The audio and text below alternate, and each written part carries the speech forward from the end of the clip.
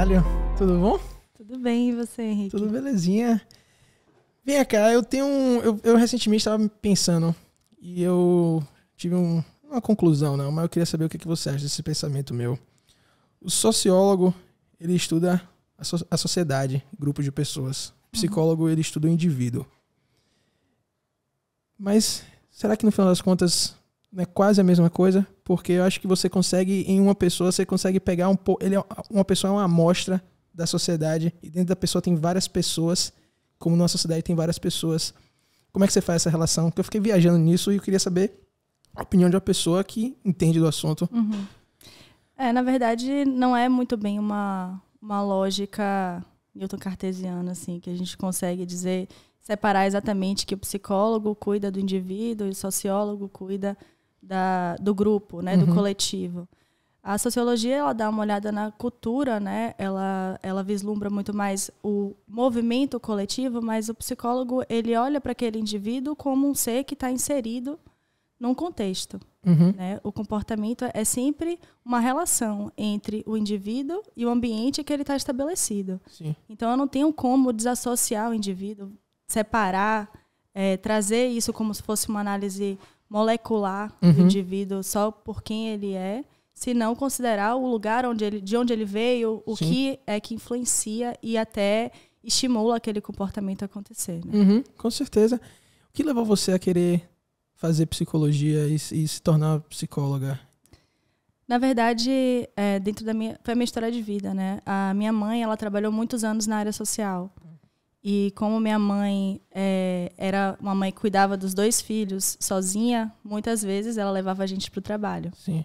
E eu, muito cedo, assim, desde pré-adolescente, eu participava desses trabalhos sociais junto com adolescentes. Então, eu sempre me vi nesse lugar de desenvolver pessoas, porque eu tive essa grande oportunidade de ser desenvolvida dentro desses projetos também. Né? Então, nunca me passou pela cabeça assim, fazer outra coisa, senão psicologia. Foi uma escolha assim, muito certeira assim, minha. E hoje você acha que... Você sente prazer... Você gosta do que faz? Eu amo o que eu faço. É? Eu amo o que eu faço. Por quê? Porque eu acho que me dá a grande oportunidade de estar sempre me desenvolvendo através do outro. Né? O conhecer profundamente o outro, estar nesse lugar, né, hoje de psicoterapeuta, de conseguir entender como é que o outro funciona, de onde ele veio. É como se eu tivesse o tempo inteiro aumentando a minha perspectiva de mundo, né? A minha visão de mundo. Sim. Quando eu vejo a história do outro, de alguma forma aquilo conversa sobre a minha. Me convida para sair de um lugar onde eu acho que eu já sei de tudo. Sim. E me coloca no lugar onde não. Senta aí que você vai aprender muita coisa. Sim. E é gratificante. Imagina que seria gratificante você se sentir parte de um processo de melhora, de autoconhecimento da pessoa, se ajudar a pessoa a sair de uma situação, ou enfim, é gratificante isso, não é? Facilitar, né, o processo, na verdade, porque o processo sempre vai ser do indivíduo que está ali. Né? A entrega sempre vai ser dele, o trabalho sempre vai ser dele. E o meu processo meu papel é facilitar que esse processo aconteça de uma forma construtiva, né, de uma forma sustentável. E é muito gratificante ver uma pessoa que chega em um estado de sofrimento e consegue perceber que sempre teve aquelas ferramentas para lidar com aquilo e só agora acessou e se sente capaz e com coragem de fazer. É porque eu fico pensando, eu vejo assim, o psicólogo ele não dá a resposta, né? Ele lhe ajuda a você chegar à sua resposta. Exato. Né? Eu costumo dizer que a terapia é como se você estivesse numa caverna escura, cheia de obstáculos, que é a sua própria vida. E você não conseguisse entender por onde começar a se deslocar. Mas você precisa se deslocar. Você não pode ficar parado naquele lugar. E aí a psicoterapia entra como se fosse aquela lanterna, que dá aquela iluminada e fala, olha, na sua frente tem um obstáculo. O que você quer fazer com isso? Você quer manter esse obstáculo aí? Você quer escalar esse obstáculo? Você quer pular? Você quer esperar para ver o que esse obstáculo... O que vai acontecer com esse obstáculo? A escolha sempre vai ser do indivíduo. As pernas sempre vão ser suas, né? Dentro do processo. Como é essa coisa da frustração? A gente está vivendo numa sociedade que cada vez mais a frustração é algo assim muito forte. E, tipo assim, eu não me isento disso, não. Eu sou uma pessoa que não sei lidar com minhas frustrações, sabe? É bem difícil, é bem trabalhoso lidar com as minhas frustrações, sabe? Mas eu sinto assim que eu pelo menos, eu não fico parado, sabe? Eu não vou pra trás, entendeu? Eu demoro um pouco, sabe? Eu sofro muito mais do que eu deveria, mas eu consigo sair, sabe? Mas tem gente que não consegue sair, né? Tem gente que a frustração se torna um problema maior do que ele é. Paralisante, né? Paralisante, é. Eu acho que, para além da questão unicamente da frustração, a gente não tem uma cultura que estimula a gente a saber lidar com as nossas emoções. É como se aquelas emoções sempre nos levassem a um lugar de inadequação. Né? Então, desde pequeno, você cai e normalmente você escuta dos adultos ao seu redor: pra que chorar? Para de chorar, não foi nada, já passou. E o negócio tá ali doendo, sangrando, mas você tem que parar de chorar porque aquilo é inadequado. Mas é porque é inadequado, ou será que a ideia é dizer assim, ó, isso não é esse problema todo como você acha que é? É porque, na verdade, qual é o parâmetro para dizer qual é a regra? Sim. Qual é a régua que você está usando para dizer se aquilo é relevante ou não? Sim. Uma coisa que pode ser totalmente irrelevante para você pode ser o fim do mundo para mim. E vice-versa. Então, para eu conseguir lidar com as minhas emoções, eu preciso saber a minha própria régua. Eu preciso saber quais são os meus próprios limites. E como você trouxe da frustração, a gente está num mundo de uma cultura tão imediatista, onde todas as satisfações são tão instantâneas, a gente está o tempo inteiro a um clique do like, o tempo inteiro a um clique do compartilhamento, o tempo inteiro sendo exposto e assistindo os palcos dos outros e se comparando com isso, que a gente cria pouquíssima resiliência para permanecer no desconforto. Aí minha pergunta é o seguinte, ó, eu tava fazendo analogia, por exemplo, vamos fazer filme, você vai assistir um filme. Antigamente, na nossa época, a gente tinha que ir na locadora. Então existia um trabalho para você. Vai na locadora, certo? Você tem que se deslocar, você tem que ir lá, você tem que estacionar, enfim. Você vai na locadora, aí você chega lá, talvez o filme que você queria muito assistir não tá disponível. A galera hoje em dia não sabe o que é isso, sabe? Você chegar e eu quero muito assistir Homem-Aranha e... não. A gente só tinha 5 e já foram 5 locados. Só restou o Batman que você já viu 3 vezes. Sacou? Então a gente tinha que saber lidar com essa frustração. Hoje em dia a gente não tem mais isso. Antigamente você tinha que comprar CD pra escutar uma música, você tem que ficar procurando no rádio. Hoje em dia você abre o Spotify, hoje em dia você tá no YouTube. Então as coisas estão muito mais fáceis do que há 20 anos, do que há 10 anos atrás, sabe? Mas há 20, há 30 anos atrás, as coisas estão muito mais fáceis pra gente, sabe? Porque essa é a ideia do ser humano, é isso. O ser humano é conflito e resolução, certo? Eu tenho que alugar... O Netflix aconteceu porque o cara ele atrasou a devolução de um filme, ele teve que pagar $40, ele falou, peraí, porque eu atrasei? Sacou? Então isso é um conflito, então eu tenho que alugar o filme e devolver o filme. Isso não precisa que alugar e nem devolver. Se a pessoa tiver acesso a qualquer momento, a qualquer hora, e a gente não tiver quantidade, sabe? Então foi a resolução.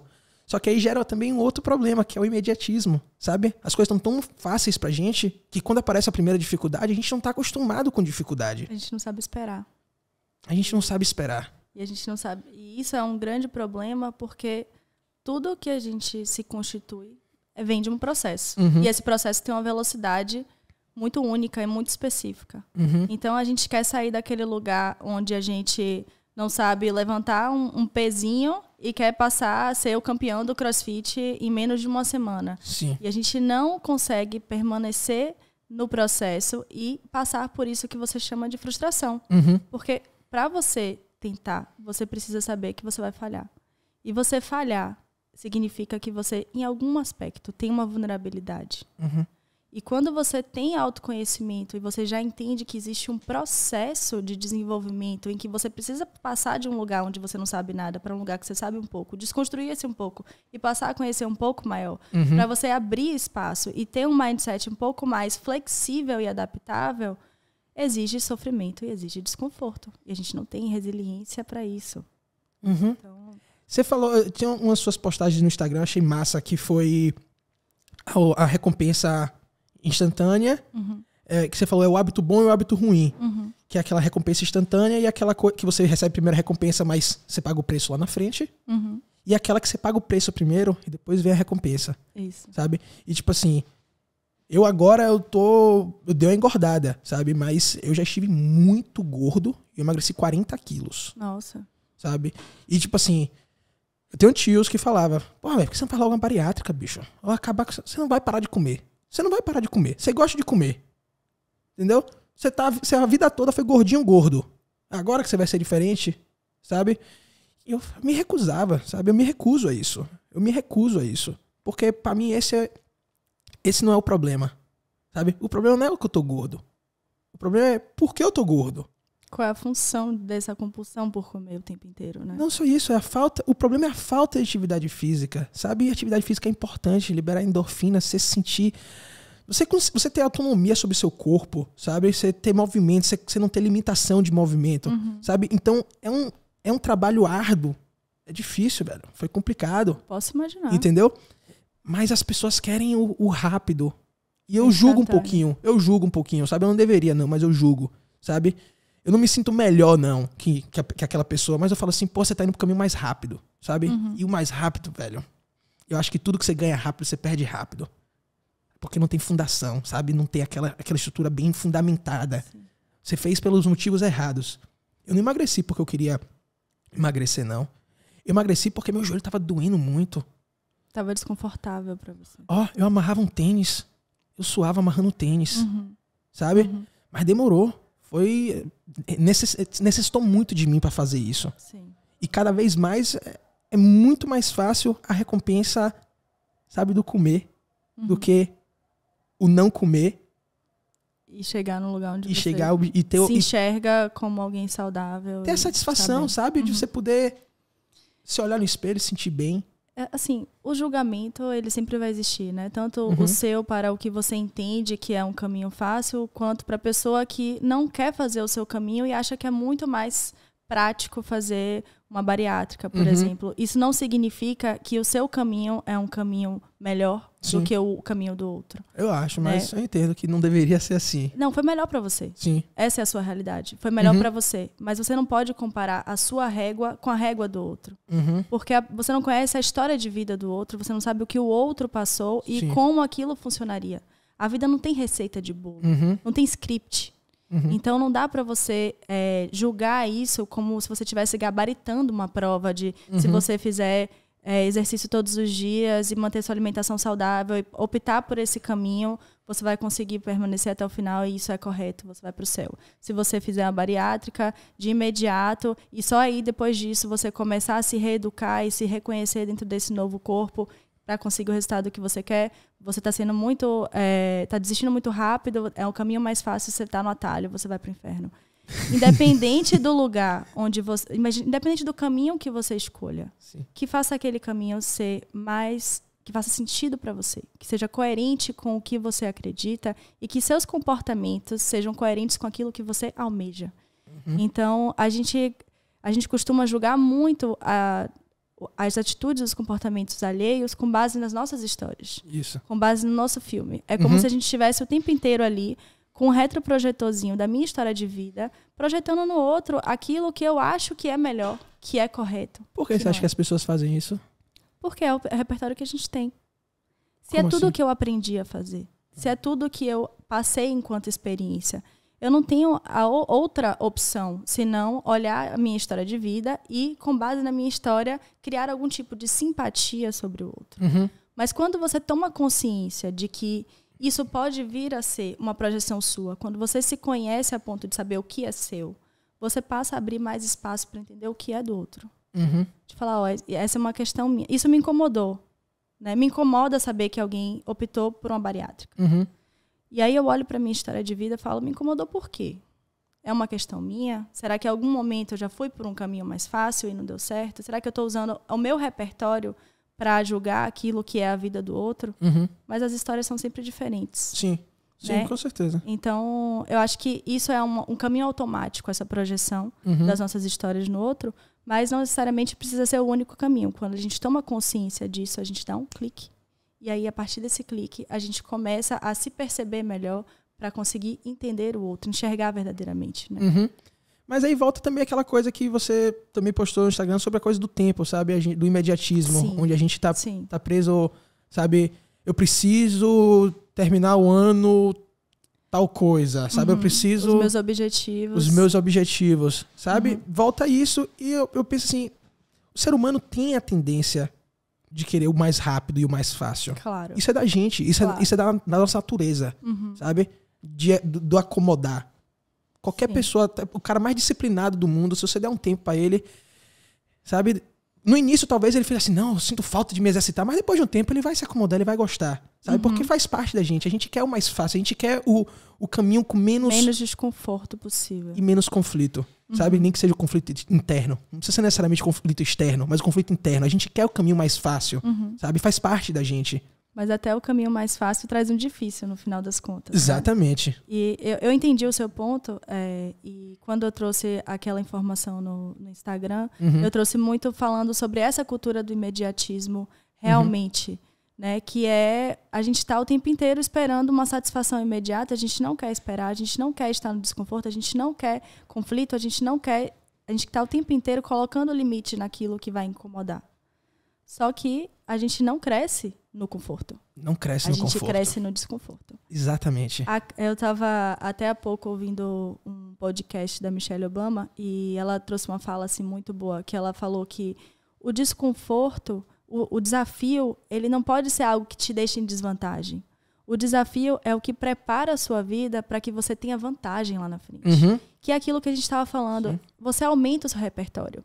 Quando você passa por coisas diferentes, quando você passa por apertos, né, você consegue, de fato, criar caminhos e entender que você tem ferramentas para lidar com os próximos apertos. As próximas... E você se sente bem também, velho. Você passar por um conflito, sabe? Você passar por uma situação onde você tá... Porra, o que eu vou fazer? Isso aqui. Mas aí é difícil, sabe? É tortuoso, é bem complicado. Demanda muito de você. Mas quando você passa, velho, a gratificação de se sentir forte... Sabe? De saber que eu tenho força, eu consigo passar por isso. Sim. E se eu consigo passar por isso, eu consigo passar por qualquer coisa. Sabe? É isso que eu acho foda a mentalidade do atleta. O atleta tem essa mentalidade. Sabe? Você é casada com um atleta, você sabe como é isso. Sabe? Então, essa autoestima, sabe? É importante. Lógico que pode ser confundida com arrogância às vezes, mas você saber que não, eu tenho capacidade do obstáculo que aparecer. Não quer dizer que eu vou resolver, não. Mas ele não vai me derrubar, sabe? E eu acho que é muito interessante dizer que essa permanência no desconforto, essa coisa de eu conseguir uma coisa, eu vou conseguir outra, numa próxima oportunidade não significa que você não vai duvidar que você vai conseguir. Sim. E eu acho que as pessoas têm muito essa ilusão de que nessa primeira dúvida de ai meu Deus, eu não vou conseguir, tá muito desconfortável, nesse primeiro desespero que todos nós passamos quando a gente está passando por uma dificuldade, ele não é determinante. Então, se você consegue se desidentificar do seu pensamento nesse momento e falar, não, peraí, por que eu não vou conseguir? O que eu tenho que fazer? E colocar em prática aquilo que você precisa fazer para que aí sim o seu sentimento mude, porque a gente fica achando que o nosso sentimento que domina o nosso comportamento. Sim. Mas é o nosso comportamento que muda a forma como a gente se sente. Com certeza. Então, com certeza. No momento em que você passa por esse aperto e você sente esse primeiro desespero e você consegue permanecer nesse desconforto, para que você tenha um processo cognitivo e criativo para sair disso para uma solução um pouco melhor e não entender que aquilo determina o seu valor, aí você cria resiliência e repertório para que você consiga cada vez mais ter essa habilidade de sair rápido desse desconforto, desse desespero, né? Mas é complicado. Nossa, muito. Complicado. Muito complicado. Eu sou, assim, quando os desafios aparecem em minha frente, porra... Eu não me tremo nas bases, não. Mas me dá uma ansiedade e um medo da coisa não dar certo. Tava ali falando recentemente, eu tava 2 anos com meus equipamentos nos Estados Unidos. Pô, muito equipamento meu, equipamentos caros, sabe? E querendo a tecnologia é coisa que se deteriora com o tempo, sabe? Sim. Você fica ultrapassado. Então, 2 anos que eu não tava pegando os equipamentos. E eram coisas pesadas e grandes. E eu tava sofrendo com isso. Estava sofrendo de uma forma para trazer esses equipamentos. Como é que eu vou trazer? Sabe? Aí um amigo trouxe uma parte. Aí chegou em São Paulo, beleza. Minha amiga tá trazendo outra parte. É um sacolão de 40 quilos. É uma menina baixinha, magrinha, sabe? Para carregar aquilo, fora as malas dela. Esse processo, de quarta para quinta-feira, eu pensando, ela vai perder o voo da conexão dela. A alfândega vai parar ela. Vou encrencar, apesar de estar com todos os documentos, eu estava com as notas fiscais antigas, eu estava mostrando que eu já morei nos Estados Unidos e que esses equipamentos são meus. Mas eu fiquei, rapaz, foi um sofrimento, eu não dormi. Todas as catástrofes possíveis. Todas as catástrofes possíveis. E eu pensei assim, rapaz, eu tenho que comprar um voo de Salvador para São Paulo, fazer um bate e volta Porque provavelmente a alfândega vai parar. Eles vão aprender minha parada. O que é que eu vou fazer? Nossa, eu perdi a noite, sabe? E no final das contas deu tudo certo. Sabe? Deu tudo certo e eu apenas sofri. Eu não aprendi nada com isso. Eu não aprendi nada, porque se fosse amanhã, eu senti a mesma coisa. Vai ser só sofrimento, sabe? Porque eu acho que o processo de aprendizagem, ele não está só em passar pelo aperto. Está pela forma como você passa pelo aperto e o que você faz com isso. Exatamente. Então, no momento em que você para e fala sobre isso aqui, e aí você recebe um feedback como, por exemplo, quando você se desidentifica daquele pensamento, quando você entende que aquele pensamento não é real, que você não tem evidências sobre ele, que é uma possibilidade e que essa possibilidade pode te fazer a pensar em possíveis soluções, você cria mais repertório para, no amanhã, quando isso acontecer, você conseguir parar, olhar para o seu redor e falar, não, tô na minha cama, tô no meu quarto, meus equipamentos estão seguros, ainda estão com ela, tá tudo bem, ainda não aconteceu nada. Se acontecer, quais são as possibilidades que eu tenho para resolver isso? Pois é. Mas isso não está acontecendo agora. Então eu preciso me manter no presente. Então é aí que o próximo aperto fica um pouco menos apertado. Ah, mas eu sou bom em justificar um bocado de coisa. Aí se você perguntar pra mim, mas vem cá, ó, seus equipamentos estão com ela. Não aconteceu problema nenhum ainda. Por que você está sofrendo agora? Aí eu lhe digo fácil. Estou sofrendo agora porque eu estou prevendo os possíveis problemas e ao prever o possível problema, eu estou prevendo já a possível solução para esses problemas. Só que, velho, esse você possível problema... Você não fica focando na solução, você só fica focando no problema que o problema vai te causar. Nossa, e é dor de cabeça, mesmo que eu fique focando na solução. Eu tô focado no problema com a solução, mas eu me desgastei muito nesse processo, sabe? E aí eu fico, pra quê? Isso tudo pra quê? Exato. Sabe? E é complicado pra caramba. Eu sou assim com o equipamento, mas tem gente que é assim com muitas coisas. E lidar com frustração... Eu acho que tem um ponto aí que você fala assim, eu sou assim. Porra. Você está assim. Você não precisa ser assim. Essa síndrome da Gabriela de falar, não, eu nasci assim, eu cresci assim, vou morrer assim e já era. Não é bem assim. Né? Você não é assim. Você está assim. Você aprendeu na sua vida, por algum motivo, pela sua história, a ser assim e utilizar isso para tentar prevenir problemas. Isso. Só que quando essa prevenção de problemas se torna o problema em si, e você recebe seus equipamentos sem problema, na tranquilidade, seguro, você percebe que a questão nunca foi o equipamento. Sempre foi a asa que você deu para o pensamento tomar conta de você, para a ansiedade tomar conta de você. E entenda que a ansiedade não é algo negativo. Se não fosse a ansiedade, provavelmente a gente tinha sido engolido por um tigre dente de sabre lá na época das cavernas. A gente precisa prever as coisas. A gente precisa saber que existem perigos eminentes. A única questão é que o mundo evoluiu e o nosso sistema reptiliano, que é a parte do nosso cérebro que diz pra gente que existe uma ameaça, não. Então, o nosso corpo continua reagindo como se o tigre de dente de sabre estivesse correndo de fato atrás da gente, quando os nossos problemas são a alfândega, o engarrafamento, a conta de luz, a conta do cartão de crédito. E a reação que o nosso corpo traz, que é uma reação de mandar oxigênio para as nossas partes, para os nossos membros inferiores e superiores, para que a gente consiga ou fugir ou lutar, faz com que a gente não consiga trazer para o nosso sistema cognitivo, né, para o nosso córtex pré-frontal, a habilidade de pensar na solução, de fato, daquele problema. Então, a gente cria um desespero tão grande sobre aquilo que aquilo parece que é a única realidade possível.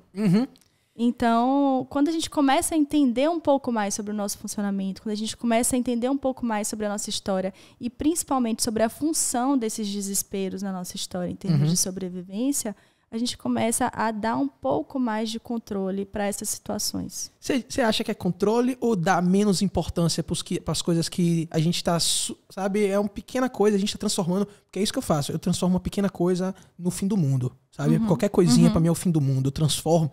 Não é que eu transformo, sabe? É um pouco, tipo assim, é um pouco da minha criação. Meu pai é um cara maravilhoso, sabe? Porra, referência pra mim. Mas meu pai, ele diz que ele é realista. Mas meu pai é um realista, tipo assim, terrorista, sabe? Uma realidade difícil de encarar. Porra, meu pai pensa sempre no pior possível. E se você fala isso pra ele vai dizer, eu não tô pensando no pior possível, eu tô lhe dando até apenas um cenário que pode acontecer. Mas, por exemplo, quando eu era criança, eu ia pra casa dos meus amigos andando, meu pai... Você tem que ter cuidado, porque é numa dessa que você tropeça, cai, bate a cabeça e morre no meio da rua e ninguém vai saber onde Henrique tá. Eu, caralho, velho, eu só tô indo pra casa de brother aqui jogar videogame. Eu tô indo jogar bola, sacou? E faz esse terrorismo, entendeu? Assim, de uma boa parte, eu gostei disso. Por quê? Sim. Porque me deixou um pouco mais ligado, sabe? Eu vejo problema onde não há, mas pelo menos onde pode vir problema, eu sei que tá vindo problema, sabe? Eu me tornei mais ligado com as coisas. Eu, quando tinha 17 anos, eu fui fazer intercâmbio pro Canadá. Sim. Meu pai botou um terrorismo sobre o aeroporto. Ó, você tem que ficar ligado, porque se você perder seu voo, se você tiver com fone de ouvido, que eu sempre gostei muito de ficar ouvindo música, se tiver com fone de ouvido, vão dizer que trocou o portão. Você não vai saber que trocou o portão, porque você tá no portão que foi dito, mas eles trocaram o portão porque isso acontece. Você não vai ouvir, você vai perder seu voo, e aí você vai fazer como? Caralho, então aeroporto hoje pra mim é tenso. É tenso. Eu fico ligado o tempo todo. Quando eu ouço algum barulhinho, peraí, será que eles estão mandando trocar? Eu fico sempre perguntando, é aqui mesmo? Trocou? Sabe? Então eu crio um estresse em mim. Só que ao mesmo tempo, eu garanto que nada vai dar errado. Você entendeu? não perde voo. Eu não perco o voo. Eu fico ligado ao atravessar a rua, então eu não piso em falso. Eu acho que, assim, a gente recebe dos nossos pais, dos nossos cuidadores primários ali, algumas lições que acabam virando base para todo o nosso comportamento, mesmo na vida adulta, mesmo quando aquilo de fato não faz sentido.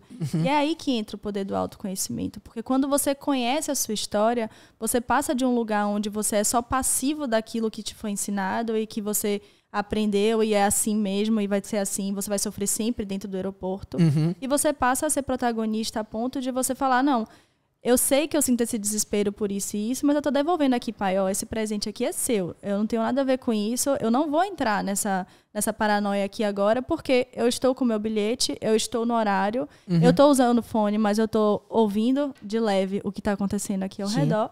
Então, eu vou me sentir seguro aqui. Então, eu acho que esse processo de se conhecer, de entender onde é que estão os seus calos, por que eles estão lá, e qual é a função deles, que no seu caso, por exemplo, é não perder o voo, é se manter organizado. E usar isso de uma forma que seja assertiva para você, onde você consiga abrir mão desse sofrimento, ou quando esse desconforto acontecer, você conseguir dimensionar ele para um lugar cabível, saudável para você, e fazer com que você continue não perdendo voos. Mas é complicado, por exemplo, ontem a gente tava conversando, a gente não sabia se ia gravar o podcast, a gente tinha marcado pra hoje. Rapaz, o sofrimento que eu tava, sabe? Porque, porra, eu marquei com ela, mas eu esqueci que eu tinha esse compromisso que eu tinha marcado, puta que pariu, e aí eu vou fazer o quê? Eu vou perder o compromisso? Eu vou cancelar o podcast, sabe? Ah, vou fazer com ela semana que vem, mas e se Jones não puder semana que vem? Porque eu preciso de Jones. Ela talvez possa, mas Jones talvez não possa. Eu fico criando vários cenários, sabe, minha cabeça, que eu fico... Paralisado. E pior que paralisado, eu fico assim, claramente, eu sou um livro aberto, sabe? Eu sou, aqui é uma porta de vidro. Você vê exatamente o que eu sou. Se eu tô feliz, eu tô feliz. Quando eu tô retado, quando eu tô ansioso, claramente você vê que eu tô ansioso. Então minha namorada, quando chegou, ela, o que você tem? Eu falei, porra, não sei se vou fazer o podcast amanhã. Porra, porque tem o almoço da sua família. Eu marquei com ela de tarde, só que se for muito da tarde, ela vai perder o Natal da família dela. E aí depende de Jones, sabe? Ela falou, relaxa, velho, faz seu podcast. Sabe? Foi tão simples a resposta que na minha cabeça não faz sentido ser tão simples assim. Porque nada é tão simples assim pra mim. Porque o que você estava sentindo não era tão simples assim. Porque não era tão simples. E como é que a gente desconstrói algo que foi construído a nossa vida inteira? Entrando em contato. Passando por experiências. Passando por esse aperto que você passou ontem. A ponto de você falar, não, minha namorada é uma pessoa flexível, sensata, que ela vai, eu posso compartilhar com ela as minhas vulnerabilidades e ela vai tentar me ajudar, é minha parceira. Não é alguém que eu tenho que eu devo uma explicação. A minha convidada do podcast, ela tá afim de vir. Então, se eu precisar alterar, eu vou conversar com ela e a gente vai ser flexível, a gente vai conseguir encaixar num horário que o Johnny também vai conseguir. Então, ao invés de eu ficar no aperto, paralisado, pensando, nossa, ela vai achar que eu sou desorganizado. Ah, minha namorada vai achar que eu acho que não é importante. Ah, Jones também vai estar ocupado. E como é que eu vou conseguir organizar tudo isso? E tudo é culpa minha, porque sou eu que não estou conseguindo. Em vez de você entrar no looping, você vai para a prática. Que é aquilo que eu estava falando. Não é você se sentir para se comportar. É você se comportar para você se sentir. Então, o primeiro passo, qual é o problema? Qual é o roadblock aqui? É o almoço? Então, peraí. Amor, De 0 a 100, quão importante é esse almoço? Se eu chegar meia hora atrasado, quais são as consequências? Ela vai falar essa. Beleza, então tá bom, vou estar no horário. Convidada, eu tive um problema aqui, a gente tem tal e tal horário, já conversei com o Jones, tem problema pra você? Aí a convidada vai falar sim ou não. Se for não, vou marcar para outro dia. A pergunta é, você vai morrer por causa disso? Pois é. Não. Mas é o fim do mundo. Você vai perder o podcast por causa disso? Não. Sua namorada vai deixar de te amar ou a família vai te reprovar por causa disso? Não. Então, se essas 3 perguntas estão respondidas como não, então eu posso respirar fundo, ficar calmo, olhar para o que realmente está acontecendo e resolver. Depois que a coisa acontece, eu consigo pensar assim. Mas deixa eu dizer uma coisa, se for amanhã algo parecido, eu vou sofrer da mesma forma. Gabriela, é você? Pois é. É complicado pra caralho, sabe? Não, é porque é um processo. Isso. E é aquela coisa de permanecer no desconforto. Amanhã vai continuar sendo desconfortável, mas não significa que vai ser tão desconfortável quanto estava antes. Mas se você já prevê isso hoje, de que amanhã você vai se comportar assim, vai ser sempre uma profecia autorrealizadora. Então eu tenho medo que aquilo aconteça, então eu me comporto de uma forma a alimentar esse medo para que aquilo realmente aconteça. Será que isso é autossabotagem? Será que era medo? É medo de fazer a coisa? É que eu não gosto muito desse nome autossabotagem. Não? Eu acho que a gente sempre se comporta na iniciativa e na intenção de sobreviver, de alguma forma. Certo. Aquele desconforto que você está sentindo pode ser desproporcional aos meus olhos e à minha experiência, mas é real para você. É válido para você. Tem a ver com a sua história de vida. Então você, de alguma forma, está ali tentando sobreviver, tentando ser competente na sua família, tentando ser competente no seu trabalho, tentando ser honesto e parceiro com as pessoas que estão trabalhando com você. E isso não é inválido. Isso para mim não é uma autossabotagem. Então eu acho meio sacana você falar que é uma autossabotagem. Não, é o seu mecanismo de sobrevivência, é como você aprendeu a se comportar. Agora, você pode se comportar de uma forma diferente, mais assertiva? Pode. Você pode se desenvolver nisso? Pode. E o que depende disso? Trabalho duro. Autoconhecimento é trabalho duro. Se você quer moleza, não venha se conhecer, porque você vai abrir a caixa de Pandora e você vai ver um bocado de coisa lá que você não quer acessar, mas que ao mesmo tempo estão ali de alguma forma dominando a sua vida e fazendo com que você se movimente a ponto de você sentar no banco de carona da sua vida e deixar que qualquer outra coisa dirija por você. Então, ou você abre a caixa, limpa ela, tira as coisas do banco de motorista e pega o volante e fala, meu irmão, isso aqui é ruim, é desconfortável, mas sou eu. É meu. Eu tenho que lidar com isso. E aí você encara a realidade e começa a dirigir, mesmo com dificuldade, mesmo deixando o carro morrer, mesmo tendo que trocar um pneu no meio da estrada. Ou então você vai só sentar e ser convidado o tempo inteiro a jantar na mesa das consequências, porque as consequências estão sempre aí. Porra, jantar na mesa das consequências. Está sempre servido a jantar. Você está sempre convidado a servir-se das consequências daquilo que você se comportou. E o foda é o seguinte, eu estudei isso na matéria de psicologia do cinema, sabe? O desconhecido é muito pior do que a realidade. Tipo assim, o problema, sabe? Então, por exemplo, o exemplo que eles dão, clássico, é no filme Tubarão, de Spielberg. Você só vê o tubarão lá quase pro final. Porque o desconhecer de como é o tubarão é muito mais aterrorizante do que o tubarão em si. Porque quando você vê o tubarão, você sabe o que é. É exatamente aquilo ali, certo? O medo que o medo dá. O medo que o medo dá. Sacou? Então eu acho que o medo das pessoas de abrir a caixa de Pandora, sabe? É porque elas devem fantasiar que não vai dar conta. Que é muito pior do que na verdade é. Sabe? E é por isso que eu acho que vem um pouco da autossabotagem e a pessoa mente pra si só. Eu sei que você não gosta disso, sabe? Mas não tem problema não. Sabe? É que eu acho que eu só acho que é um conceito importante da gente trazer à tona, porque parece que a autossabotagem é simplesmente você colocar ali uma pedra pra chutar. E não necessariamente você tá conscientemente pegando a pedra e falando, ai que lindo, vou chutar pra poder quebrar a unha, sei lá. Sim. Entende? Mas faz sentido e as pessoas conseguem entender essa linguagem da autossabotagem fácil. Eu só queria trazer isso para que você tivesse um outro olhar um pouco mais carinhoso sobre você mesmo. Complicado, a gente se julga mais do que qualquer pessoa, né? Nossa, muito. A gente se julga mais do que qualquer pessoa. Rapaz, ninguém... eu trabalho com arte. Arte é subjetivo, sabe? Arte é subjetivo. Cabe a você se você gostou do filme que eu fiz ou não. E a sua opinião é apenas uma opinião. Exato. Das diversas opiniões. Ninguém me julga mais do que eu me julgo. Eu acredito. Nossa. E ainda tem aquela coisa assim, né? vamos dizer que você fez um filme. E o filme ficou incrível. E as pessoas falam, assim, de 100 comentários, 98 são comentários positivos. Aquele um mas tem dois ali que tá falando, ó, Henrique, assim, muito legal, irado o filme, mas eu acho que você podia ter colocado no clímax do filme aquele elemento. Ó, Henrique, muito, muito massa, só que eu acho que, de repente, podia ter sido um filme um pouco mais curto, porque ficou um pouco longo demais.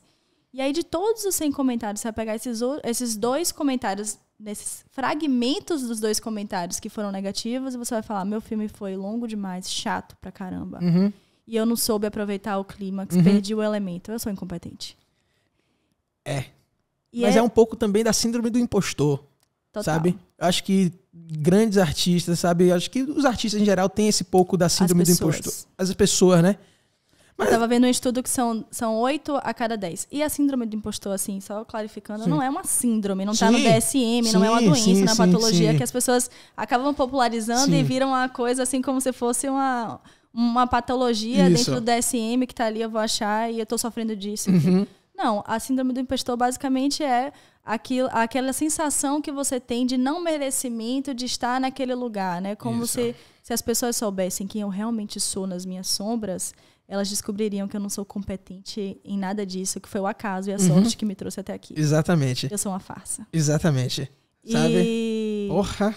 E é muito engraçado porque acho que todos nós passamos por isso, né, o tempo inteiro. Eu tenho uma bagagem de autoconhecimento muito grande e isso não me exime das minhas falhas, das minhas vulnerabilidades. E a síndrome do impostor é uma coisa que eu encaro todos os dias, em todos os papéis da minha vida, o tempo inteiro. De eu parar e falar assim, não, peraí.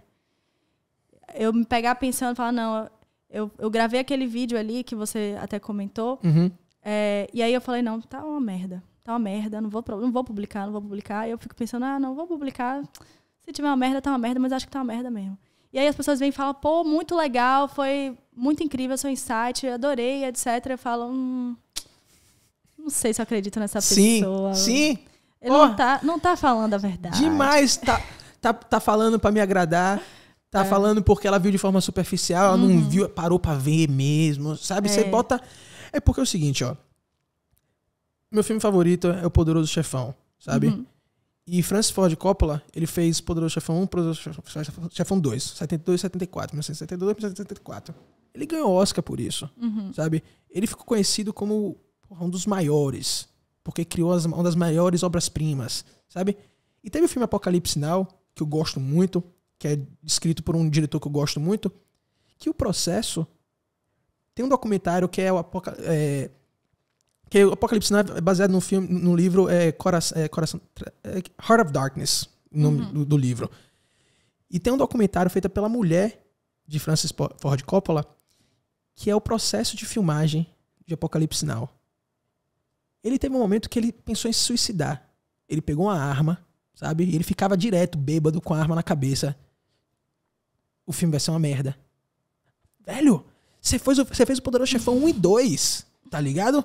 Você fez filmes não que... Não foi o suficiente. Sabe, você fez filmes que o mundo... Que depois de 40 anos, o mundo ainda vê como um dos melhores filmes de todos os tempos. Você fez isso, velho. E mesmo assim você acha que você é um impostor? Que o filme vai ser uma merda? Que tá dando tudo errado? Sabe? E aí eu fico assim, porra, se Francis Ford Coppola, que fez aquilo tudo, tem essas dúvidas... Seria muita arrogância minha não ter essas dúvidas, sabe? Eu fico me comparando com o outro. Muito. E você sempre vai se comparar em cima da lente da sua perspectiva. Isso. Porque você poderia olhar e falar, não, é normal eu me sentir assim. Até Francis Coppola se sentiu assim. E ele é bom. Então por que eu não sou também?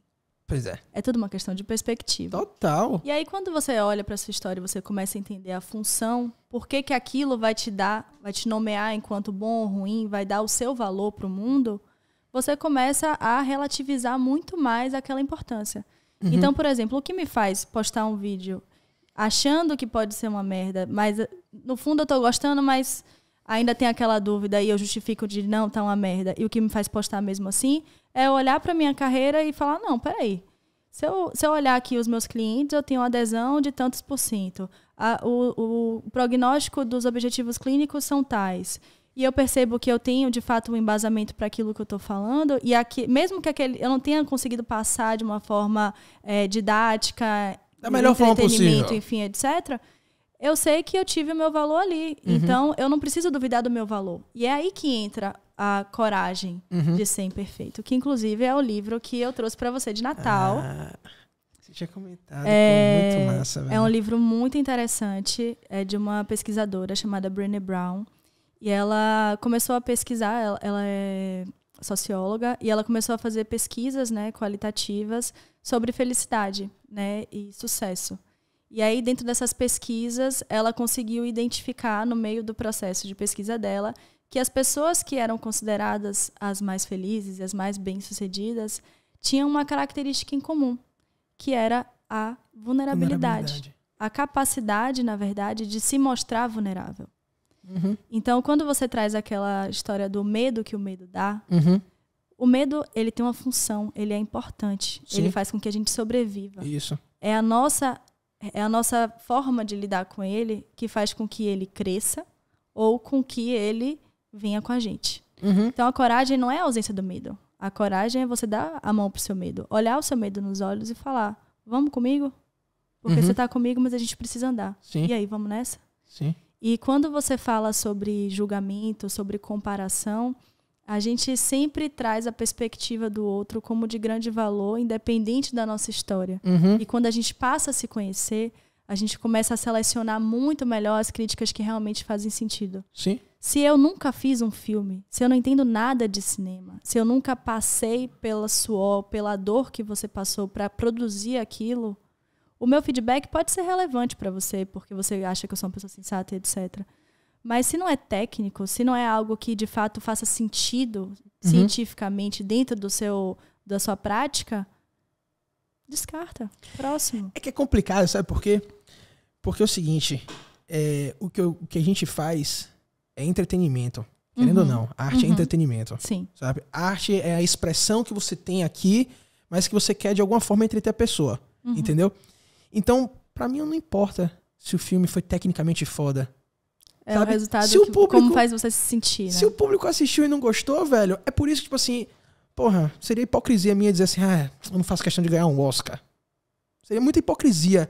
Mas eu não dou a premiação, o peso que muitas pessoas dão. Sabe por quê? Eu faço filme pras pessoas. Eu quero que a massa assista. Sabe? Eu quero que o máximo número de pessoas assista e goste. Eu quero trazer aquele momento, que aqueles 1 hora, 1 hora e meia, ou se for um curta, aqueles 20 minutos, sabe? Que você tenha gostado. Você sinta aquilo, né? Exatamente. Independente se foi tecnicamente bom ou não. Então, eu fiz, não, pô, tecnicamente tá foda, tá bom pra caralho. Mas as pessoas não se identificaram, O seu objetivo não foi concluído. Eu falei como artista. É assim, eu usei esse exemplo como um exemplo eu sei. esdrúxulo, mas assim, diante dessa perspectiva que você trouxe, se você vê o filme e você sente que aquele filme passou a mensagem, e você percebe que outras pessoas também sentem, por que você vai dar, que é aquela coisa dos 100 comentários dos dois, né? Por que você vai dar tamanho relevância para aqueles 2 comentários que dentro desses 2 tem fragmentos do comentário, você vai ignorar o muito bom, gostei, mais, e você vai usar do mais para frente para validar todo um trabalho que você fez. É foda. E acho que é o ponto de... A gente volta para aquilo de permanecer no desconforto. É desconfortável saber que existe ainda espaço para melhorar. Mas se você passa dessa fase do desconforto, desse primeiro desespero inicial de, ai meu Deus, não foi tão bom assim, você começa a olhar para aquilo como uma ferramenta a mais para o próximo filme. Total, concordo. Então, é aí que entra, se você tem aquela coisa, né, do mindset rígido, que é você sempre ter um mesmo caminho para fazer e não ter espaço para olhar uma outra perspectiva, para aprender uma coisa diferente, ou se você é flexível a ponto de falar, olha, nunca tinha pensado sobre isso. Será que se eu pegar isso para mim, isso vai me fazer ainda mais competente? E aí sim usar sempre o seu objetivo final, que é fazer com que a massa consuma aquele conteúdo de uma forma legal, né, que entretenha de fato, e fazer com que esse objetivo permaneça no próximo nível, né, no próximo passo. O negócio é que eu fico me batendo, sabe? Eu me bato demais. Todo mundo. E aceitar a própria vulnerabilidade é complicado. É um caminho você longo se e infinito. Você se despir pro mundo. Isso aqui, pra mim, eu já falei em alguns podcasts, isso aqui pra mim é muito complicado. Porque eu tô acostumado a ficar por trás das câmeras, sabe? Eu tô acostumado a, se eu for falar, tá todo editadozinho, bonitinho, cortadinho, sabe? Pra ser perfeitinho, roteirizado. Isso aqui não tem roteiro, isso aqui eu tô sendo 100% vulnerável, sabe? Sim. Eu posso estar falando um bocado de besteira, eu posso falar besteira e as pessoas vão me julgar pra caramba pelas besteiras que eu falei. E provavelmente a gente vai ter falado. E a gente vai falar ainda. Lógico! Mas a questão não é você ter o medo de ter falado besteira. Porque é a nossa vulnerabilidade que nos conecta. Então é o fato de a gente se pegar falando uma besteira e falar, nossa, que besteira que eu falei. E pensar, olha só, eu nunca tinha percebido que eu acreditava nessa besteira. E agora eu tenho a possibilidade de olhar para essa besteira e falar, não, é besteira mesmo, vou mudar para uma outra coisa. Exatamente. Então, assim, a opinião do outro, nós somos seres sociáveis. A gente vive pelo vínculo, a gente vive de alguma forma pela aprovação, por fazer parte, por se sentir pertencente no social. Então, isso é algo que é inerente da gente. Não adianta a gente achar que um dia a gente vai tocar o foda-se e seguir em frente e nunca mais olhar para o lado e não importar mais o que os outros dizem, porque isso é hipocrisia. É uma utopia. Não existe. Não é nem utopia, sabe? E tem um comediante que ele faz uma piada que ele fala o seguinte: velho, tem aquele cara que você acha, não, eu sou sozinho, eu gosto de ser sozinho, eu sou lobo solitário e não sei o quê. Maluco, você tá na prisão com estupradores, assassinos, o pior tipo de gente do mundo. A pior coisa que eles podem fazer pra você, sabe o que é? Te colocar na solitária. Sem contato com o ser humano. Sabe? É o quão dependente a gente é uma das necessidade pessoas. Fisiológica. A gente precisa desses contatos. Assim como sexo, comida, bebida. É esse vínculo. Sim. A socialização, a troca. Eu existo, eu sou eu porque eu tenho o outro. Porque eu consigo perceber que eu existo quando o outro valida a minha existência. Então, no momento em que a gente se coloca na vulnerabilidade, a gente também se conecta. Quando você conhece aquela pessoa perfeita, que você olha pra ela, ela é bem-sucedida, ela é linda, ela é inteligente, e você não consegue ver nenhum defeito naquela pessoa. É muito difícil você olhar pra ela e se identificar de cara. Você pode até olhar pra ela e falar, cara, queria ser assim. Mas você não olha pra ela e se vê. Sim. Você não tem vontade de virar pra ela e falar, cara, você não acredita, eu tenho um mau hálito que quando eu acordo, ninguém fica em pé. Eu sou tão incompetente que eu não consigo acertar uma conta de matemática de troco de mercado. Você não tem vontade de olhar pra essa pessoa e contar um problema pra ela. Sim. Você não se conecta achando que essa pessoa vai te trazer alguma solução. Sim. Você olha para aquela pessoa como se ela estivesse sempre te mostrando as piores coisas e você tivesse que engolir te isso, relembrando, fosse um tapa né? na cara de quão incompetente você é. E se somos seres sociais, por que não usar as nossas vulnerabilidades para nos conectar uns com os outros, sabe? Que a gente quer aceitação, né?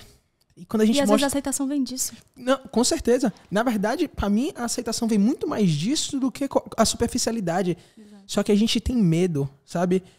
Tem um rapper que nasce muito famoso de Nova York e ele fala, aceitação é uma droga forte e retada.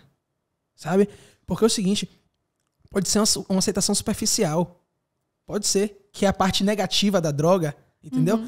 Mas, porra, imagine, eu fiz esse videozinho aqui e tá todo mundo chovendo, negão, que negócio fantástico. As pessoas, velho, eu quero te conhecer, quero que você faça um vídeo pra mim. Porra, o vídeo pode nem ter sido tão bom assim, sabe? Mas você fica se sentindo bem pra caramba, sabe? Ou então se você corta o cabelo de uma forma e todo mundo, velho, gostei, pô, negão, vamos lá, pô, a gente vai sair pra tomar uma, não sei o quê. Você fala, porra, só porque eu cortei o cabelo, tão sabe? Importante, né? Então você ser aceitado pelo outro, porra, e aí é nessas horas que a gente começa a mentir. Exato. A gente mente pra ser aceitado. Porque a gente não se aceita. E quando nossa relação com o outro é sempre um reflexo da relação que a gente tem com a gente mesmo. Eu digo pra você o valor que eu tenho com base no valor que eu acredito ter. Com base na forma como eu me sinto. Né? Então, eu não sou uma pessoa religiosa, mas eu tenho a frase que fala, ame-te a ti mesmo. Que basicamente é isso, assim, se você não se ama, se você não se valoriza, se você não se aceita, e se aceitar significa você olhar para sua vulnerabilidade, você ser verdadeiro com você mesmo, você não tem como exigir que o outro faça isso por você. E se muitas vezes você deposita essa responsabilidade da sua aceitação, da sua felicidade, do seu valor no outro, tudo que você vai receber de volta é frustração, porque você vai se submeter a coisas que não são coerentes com quem você é. E você vai aparecer como uma pessoa incoerente, como uma pessoa sem valor. Então, não existe o caminho do outro sem que você se aceite, e não existe se aceitar se não houver o outro. Então é um processo muito complexo, não é aquela coisa, quando você perguntou no início do podcast da sociologia versus a psicologia. A gente não é ninguém sem o nosso ambiente. O nosso ambiente não existe sem a gente. Sim. Então a gente precisa estar o tempo inteiro nesse diálogo, né, de trocas para que a gente consiga se constituir. Esse é um tema que você vê muito no seu consultório? O tempo todo. Relacionamentos interpessoais é o tempo inteiro. Na verdade, as nossas questões surgem, né, através das relações interpessoais, através dos conflitos, através das identificações, dos amores, das paixões. A gente surge ali, naquele momento. A gente fala sobre mentir para si mesmo. Você consegue, assim, perceber quando o seu paciente não está sendo honesto nem com você, nem com ele mesmo? Sim, às vezes. Depende muito do nível de vínculo que a gente já estabelece, do processo que a gente tem, da bagagem que ele já me apresenta, né? Então, muitas vezes, sim. Muitas vezes, quando a gente já está durante o processo, sim. Porque eu fico assim, achando que... Eu já fiz terapia, sabe? Eu gostei bastante. Mas eu fico achando que, às vezes, as pessoas tendem a mentir pro terapeuta porque ela, sabe? Não sei. Mas eu acho que até isso é terapêutico, porque você se pega mentindo. E essa reflexão é importante. E se ela não tiver reflexão? E se ela só mentir por... Bom, eu acho que qualquer processo terapêutico, ele vai de alguma forma evocar reflexões. Mesmo que dentro daquela mentira. Mesmo que dentro daquele cenário que a pessoa pintou, que não é um cenário que é real, ele sabe que não é real, porque ele construiu aquele cenário. Então, quando a gente está fazendo todo o processo terapêutico em cima daquele cenário e ele não consegue aplicar na realidade da vida dele, ele percebe que ele está sendo desonesto. E se ele está sendo desonesto, ele está pagando a conta, que é aquela história de jantar. Exatamente. O banquete das consequências. Exatamente. Então, assim, muitas vezes eu consigo perceber quando existe uma incoerência. Então, eu questiono a incoerência. Sim. Não no sentido de indagar. Eu não estou ali para questionar. A pessoa tem que me dizer aquilo que ela se sente confortável para dizer. Aquilo ali não é um julgamento. Eu não estou ali para julgar o que ele está trazendo, o que ele não está trazendo. Eu estou ali para acolher, para entender e para dar suporte naquilo que a pessoa quer enquanto objetivo. Então, se você não está me trazendo quem você é de verdade, se você não está sendo honesto comigo, você não está sendo honesto com você. Eu não tenho como exigir isso. Mas tem gente que, tipo assim, não é honesto com o outro porque ela não é honesta consigo mesmo, sabe? Se você não é honesto com você mesmo, você não vai ser honesto com ninguém. Sacou? E tipo assim, eu briguei com o Jones. Jones é um filho da puta do escroto, velho. O cara fez isso. E aí eu botei toda a culpa em Jones, eu tirei a minha parcela, sabe? A gente tem essa coisa de se santificar. Eu não fiz nada. E ele começou a gritar comigo. Pera aí, velho. A culpa, ela funciona como uma grande descarga, né? Você tira o peso de você. Tira de você. Você tá tão inebriado ali com aquela sensação, tão agoniado com aquele aperto, que você fala assim, não, seu cérebro precisa dar um formato para aquilo, dar uma borda. E aí você fala, não, fulano, culpado. Isso. Eu tô me sentindo assim porque você me fez sentir assim. Isso. E isso aconteceu porque você fez tal coisa. Isso. E a gente se isenta da nossa responsabilidade. E aí a gente senta no banco de passageiro. E aí me leve para qualquer lugar. Né? Deixa a vida me levar, a vida leva eu para onde quiser. Não reclama depois para onde você vai parar. Sim. Né? E como a gente faz... O que se faz quando a pessoa tá nesse modus operandi de o outro, sabe? Ele bota muita responsabilidade do outro e se isenta da responsabilidade. Dentro do processo terapêutico, você pergunta, ou na vida? Na vida. Bom, acho que a primeira coisa é a tomada de consciência, né? E como é que toma essa consciência? Apanhando, né? Da vida. No aperto, né? É no conflito, é na crise, normalmente, que você toma consciência. Quando você se pega ali pensando que você é vítima de tudo e todos ao seu redor. E aí você fala, você tem a opção de você permanecer nesse lugar, ou você tem a opção de falar, não, peraí. Alguma coisa aqui tá estranha. Não é possível que essa conspiração toda aconteça contra mim. E aí você começa a encarar esse sofrimento e, a partir disso, mudar, né, alguns comportamentos, se aquilo for coerente para você. Mas é isso, não é um filme, não é um roteiro, não é a jornada do herói, ela pode acontecer de formas muito diferentes para cada pessoa. Mas, normalmente, ela vem de um desconforto. E tem uma questão também, tempo, né? Tempo é um fator que... Relativo, né? Nossa, e cruel, sabe? Eu tive o prazer de... Não sei se você já assistiu a série Breaking Bad. Assisti. Pois é uma das minhas séries favoritas. E Bryan Cranston, o ator principal, um puta ator, sabe? Eu tive o privilégio de poder ver uma palestra dele lá nos Estados Unidos. E ele tava falando o seguinte... Rapaz, ele pensa que ele só foi estourar com 40 e tantos anos. Antes ele fazia um papel assim secundário em uma série de comédia secundária. Malcolm in the Middle, que ele era o pai, sabe? De uma série besta, assim. E aí ele tava falando que a série ia ser cancelada. Chegou na última temporada.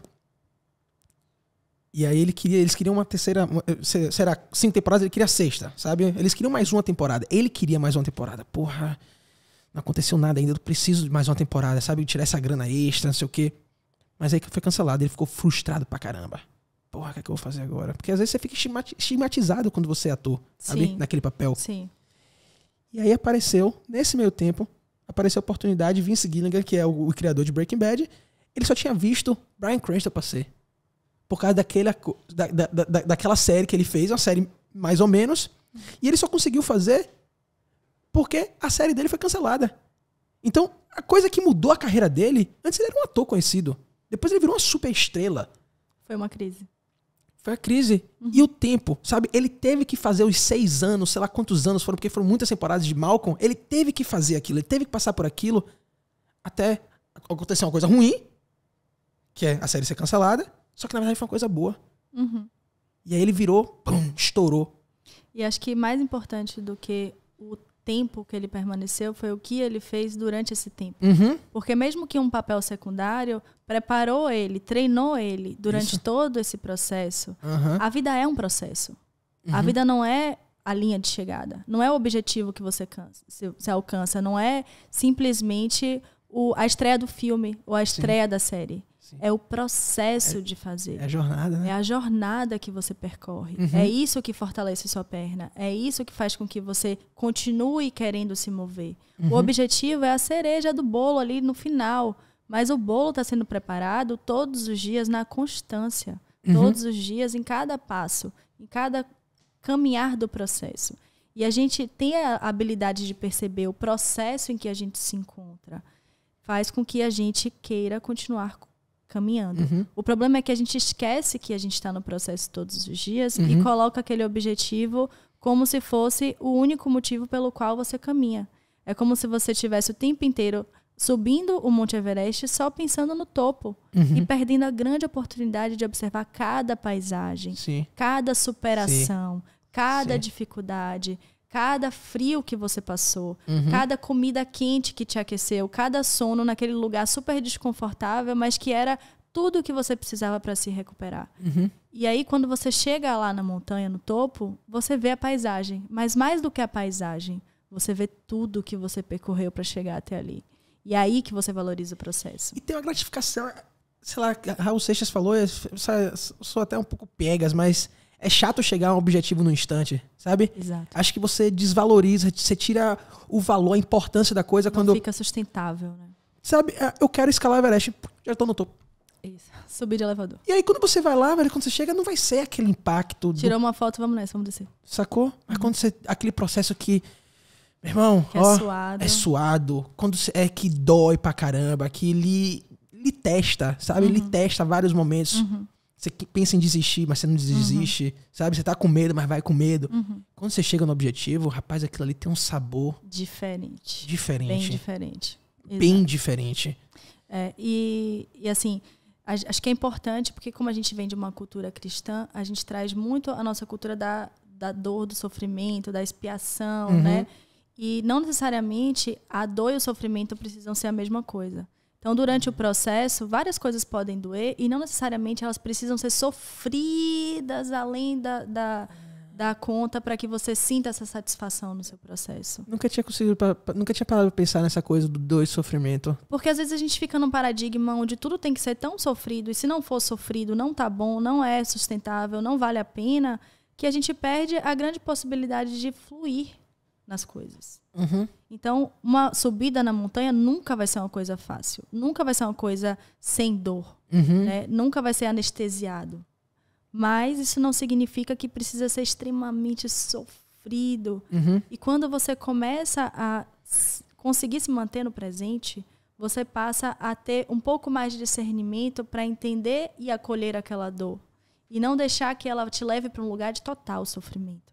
Uhum. Né? E aí é um processo de autoconhecimento muito grande para que você se reconheça. Porque o sofrimento muitas vezes está ligado ao fato de você não aceitar aquela dor. De você não querer sentir aquela dor. E aí você fica o tempo inteiro querendo fugir daquela dor e isso te causa o sofrimento. Uhum. Quando, na verdade, a dor está lá, é sua. Meu pai costuma trazer uma coisa assim, muito, muito forte para mim, que ele fala assim, a tristeza e algumas emoções complicadas, elas são como aquela visita inconveniente, que você não esperava, mas ela aparece na sua casa naquele dia que você tem um bocado de coisa para fazer e para resolver, e ela não vai embora enquanto você não senta com ela no sofá, oferece um café e deixa ela falar o que ela precisa.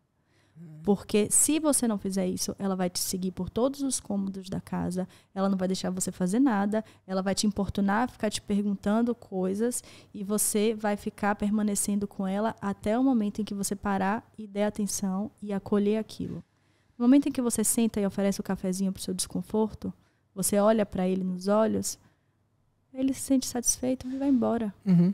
Porque você não tem mais medo do medo que dá o desconforto. Uhum. E aí você não precisa sofrer por conta daquilo. Sim. Quando você percebe o que te dói e você acolhe aquilo que te dói como parte, uma nuance importante sua que faz de você quem você é, você começa a criar muito mais repertório e resiliência para aquele pequeno, para aquele desespero inicial, Sim. passe rápido. Uhum. Que é nesse desespero que o sofrimento consiste. Uhum. Né? Como uma pessoa que, querendo ou não, você volta àquela coisa do psicólogo e sociólogo. Você vendo várias pessoas, você consegue ter uma noção de como a sociedade... Você analisa um pouco a sociedade, apesar de ser uma pessoa que você lida com pessoa, mas... Você consigo perceber o impacto que o ambiente causa em cada uma das pessoas, é isso? Não só isso. Tipo assim, depois que você vê o comportamento de várias pessoas isoladas, você consegue ver como é que uma sociedade, em geral... Padrões. Exatamente, segue alguns padrões. Uhum. O que é que, como pessoa que trata de pessoas e conversa com pessoas, qual é o seu maior... O que lhe dá... Não é medo, não, mas o que lhe traz mais apreensão em relação à sociedade atual? Eu acho que o que mais me assusta atualmente é a falta de consciência. É o se distrair contínuo. O tempo inteiro a gente está buscando se distrair. Se distrair da gente mesmo, se distrair da realidade, querer fugir da realidade, que é querer não olhar para os seus medos, né?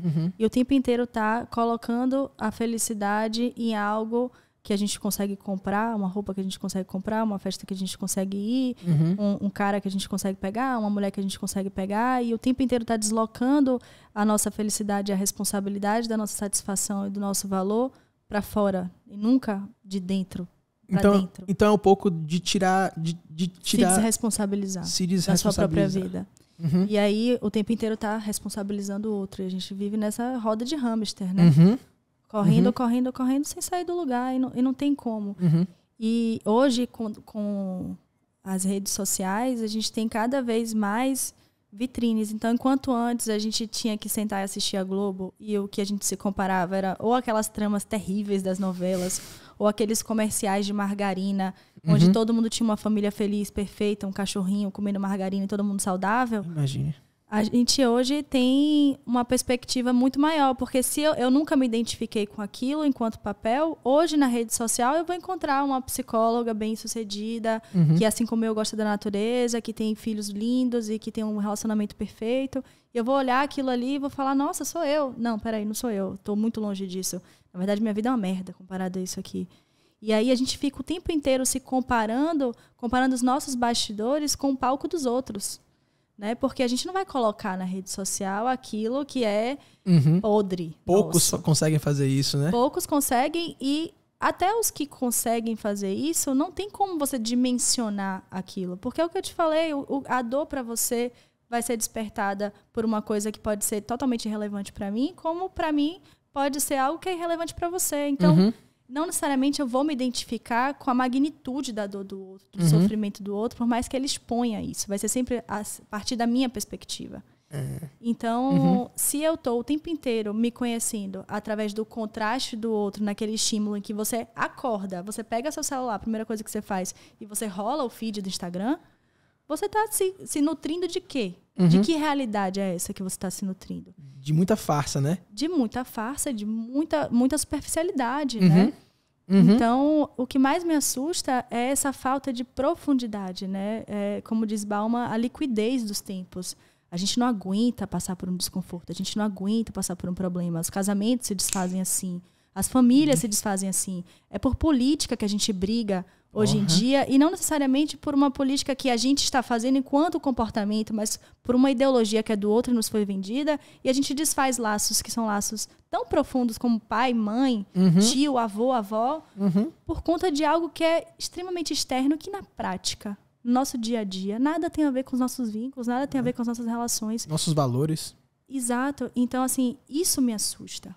Isso me assusta muito, porque a gente não consegue perceber o que a gente está caminhando para ter. O metaverso agora, né, que foi lançado, conheço muito pouco, mas pelo pouco que eu vi, é a nossa realidade muito em breve. A gente vai viver muito mais no virtual mesmo, né, intensamente. Você acha que não vai vir um movimento contra a cultura disso, não? Porque Cara, eu espero que venha. Eu espero que venha, pelo menos para dosar. Não que eu ache que isso não vai ser importante. É uma evolução. A tecnologia está aí, precisa ser usada como ferramenta. Com certeza. Mas eu acho que em algum momento alguém vai ter que parar e falar: não tem como você ter 1 milhão de seguidores no Instagram e não ter um amigo para você contar uma coisa importante da sua vida. Sim. É que eu acho que, assim, tudo tem o exagero e depois vem o contrabalanço. Eu acho que o universo tem uma tendência de se equilibrar de alguma forma. Contração e expansão. Sacou? Então a gente estava na era do Instagram, onde, primeiro, antes de estourar o Instagram, veio a época do Vine, que eram 6 segundos de vídeo. Aí depois veio o Instagram com 15 segundos de vídeo. Agora você pode colocar 1 minuto de vídeo. Aí depois veio o IGTV, que você pode colocar até 1 hora de vídeo. Mas a gente estava vivendo num mundo onde a informação curta e rápida, aquela pílulazinha, era o que era mais importante. E aí veio o podcast, sabe? Que veio com no contrafluxo, onde todo mundo tá dizendo: rapaz, conteúdo hoje em dia tem que ser rápido, fácil digestibilidade, sei lá que eu tô inventando palavra, pra ser fácil digerido, entendeu? E tem que ser pra todo mundo. Porra, então você tem que ser superficial, você tem que ser maquiado, sacou? Para atrair as pessoas. Muito limitado, né?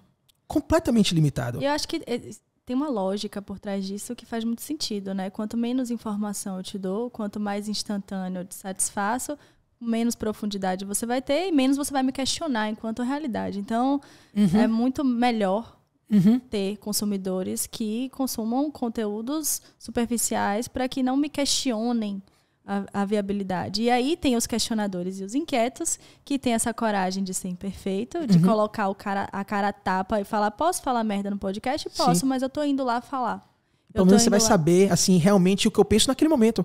Pode ser que amanhã eu pense diferente. Exato. Mas você tá conhecendo o Henrique. Você tá conhecendo a Natália. Exato. Não é um videozinho de 2 minutinhos. Eu sou uma pessoa coerente ao ponto de saber que eu tenho os meus defeitos e tenho as minhas falhas e não tenho medo de lidar com elas. Ou se eu tenho medo de lidar com elas, que é uma realidade, eu encaro esse medo e vou continuar caminhando porque são as falhas que me fazem crescer.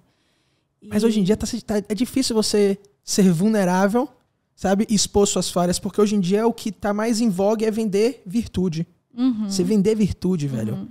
A gente tá passando por um momento onde vender virtude, vender que você se preocupa com o direito dos outros, vender que você se preocupa com isso, vender que você se preocupa com aquilo, tá muito em alta. Sabe? E isso me incomoda tanto porque, velho, ninguém é tão virtuoso assim não, meu irmão. Não, ninguém. Você não é isso aí, não. Sabe? Você pode, tipo assim, isso pode ser um fragmento da sua realidade. Mas o que você tá fazendo?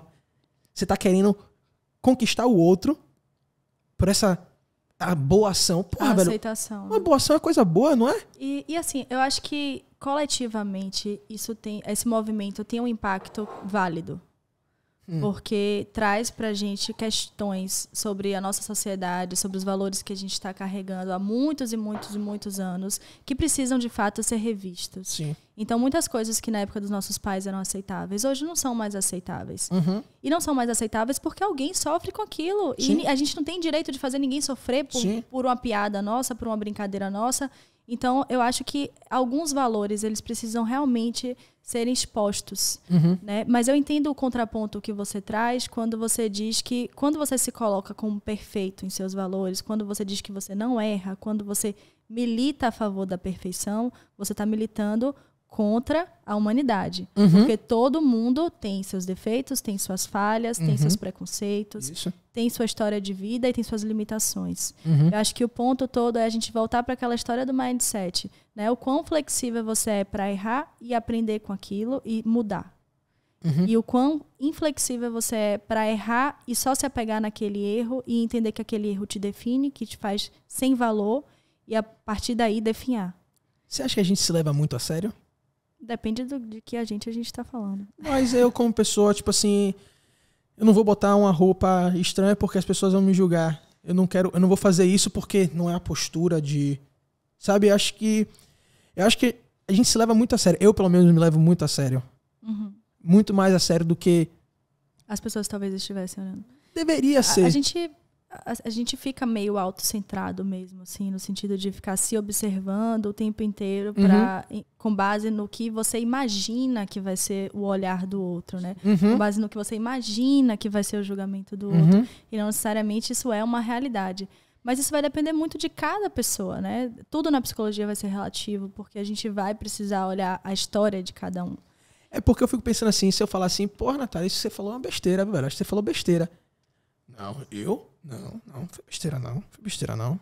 Falei sério, foi baseado em isso. Ou então você... Ah, beleza. Que bom. Eu sei que o que eu falei não foi besteira. Eu sei que eu falei coisas com certos fundamentos. Mas a gente se leva muito a sério porque eu defendo algumas coisas minhas. Se alguém mostrar assim... Pô, velho, acho que isso aqui ficou meio bizarro. Eu vou defender, eu vou querer justificar porque não. Eu não posso errar. A questão é se você olha isso como um ataque e você se defende, ou se você olha isso como algo que pode te tirar daqui e ir pra lá. Ou simplesmente olhar como, rapaz, essa pessoa não sabe o que tá falando. Exato. Entendeu? Exato. Não sabe o que tá falando. Exato. Mas aí vem de uma segurança e de uma autoestima que é construída para muito além daquela crítica específica. Exatamente. Aquela crítica e a forma como você reage a ela é um sintoma de toda uma história, de todo um processo, de toda uma subida de montanha. Né? Você chega lá em cima da montanha, alguém vira para você e falar que você subiu pelo caminho errado, que você subiu pelo caminho fácil, ou que você usou o sapato errado para subir, você vai ter que botar na balança e falar, peraí, eu subi ou não subi a montanha? Peraí, esse sapato serviu pra mim ou não serviu? Sim. E aí você identificar, não, realmente eu subi, olha só o meu pé como tá. Se eu tivesse usado outro sapato, da próxima vez eu posso escolher um sapato diferente. Então, eu acho que é muito sobre a sua autoestima, sobre o quão confiante você se sente para você conseguir discernir esse lugar em que eu estou sendo julgada sobre alguma coisa que faz sentido e isso me faz sentir mal, ou que eu até já sabia que não estava certo e o outro reconheceu. Que então é pior ainda, né? Mexe muito mais. Mexe muito. Quando você é desmascarado. Exato. Eu sei que eu fiz isso aqui errado, Exato. mas espero que ninguém note. É quando aquela pessoa nota, fudeu. Validou que realmente estava totalmente errado o caminho que eu usei. Então, eu acho que é muito nesse sentido. Tudo depende do que aquilo significa para você, de quem que tá falando, Sim. se você vê realidade naquilo ou não. Mas pode acontecer de você estar tão inseguro, de você estar tão frágil, tão aberto para qualquer coisa, que até a coisa que não faça sentido nenhum desmereça uma subida no Everest. Então, eu acho que é nesse momento... Assim, as melhores relações são aquelas relações que a gente consegue estabelecer os nossos limites. Não são as relações que a gente está totalmente aberto e entregue. Porque se você está totalmente aberto e entregue, você está sujeito a ser coadjuvante da sua própria vida. Você está colocando outra pessoa para ser protagonista. E se você se relaciona com o outro, colocando os limites de até aqui eu aceito, isso para mim é saudável, isso aqui não funciona, você está sendo você mesmo na sua relação, você está sendo coerente e trazendo para o outro quais são os limites para que aquilo seja saudável para você e você respeita os seus próprios limites. Por que chegar nesse autoconhecimento é tão difícil? Porque a gente nunca foi ensinado a isso. A gente sempre foi ensinado a seguir o fluxo. Como é que muda o mindset disso? Como é que você muda esse mindset e começa... Cara, eu acho que existem muitos caminhos para o autoconhecimento, né? Ele tem início, mas ele não tem fim. Uhum. Então você muda o tempo inteiro. Sim. E você pode partir para o caminho onde você simplesmente começa a pesquisar. Uma coisa simples. Começa a perguntar para as pessoas mais próximas de você como é que elas te veem em algum aspecto. Começa a perguntar para os seus pais qual foi a história de vida deles, dos seus avós. Então, vou dar um exemplo. Assim, a minha avó paterna, ela escreveu um livro onde ela colocou a vida da família inteira ali, abriu a ferida. Ela escreveu aquele livro que para muitos dos meus parentes foi muito difícil de digerir. Mas para mim foi extremamente curativo, porque eu consegui entender coisas da minha vida que não eram nem da minha vida, que eram de vidas de pessoas que passaram antes de mim. E que me trazem consequências até hoje. Falar, vou devolver isso aqui pro meu bisavô, porque não faz o menor sentido para mim. Isso não é meu, não. Me foi ensinado, mas não faz parte do que eu quero construir pra minha vida. Aumenta a sua perspectiva também, né? Totalmente. Então, coisas simples de você conseguir entender qual foi a sua história, qual foi a história das pessoas que vieram antes de você. Como é que funcionou aquilo? De onde é que vêm as coisas e as certezas que você acredita? Acho que questionar suas certezas é importantíssimo. Muito. Importantíssimo. Tudo aquilo que você fala assim, não, eu sou assim. Eu sei que isso é o certo. Se você tá muito rígido nisso, cara, dá uma olhada com mais carinho.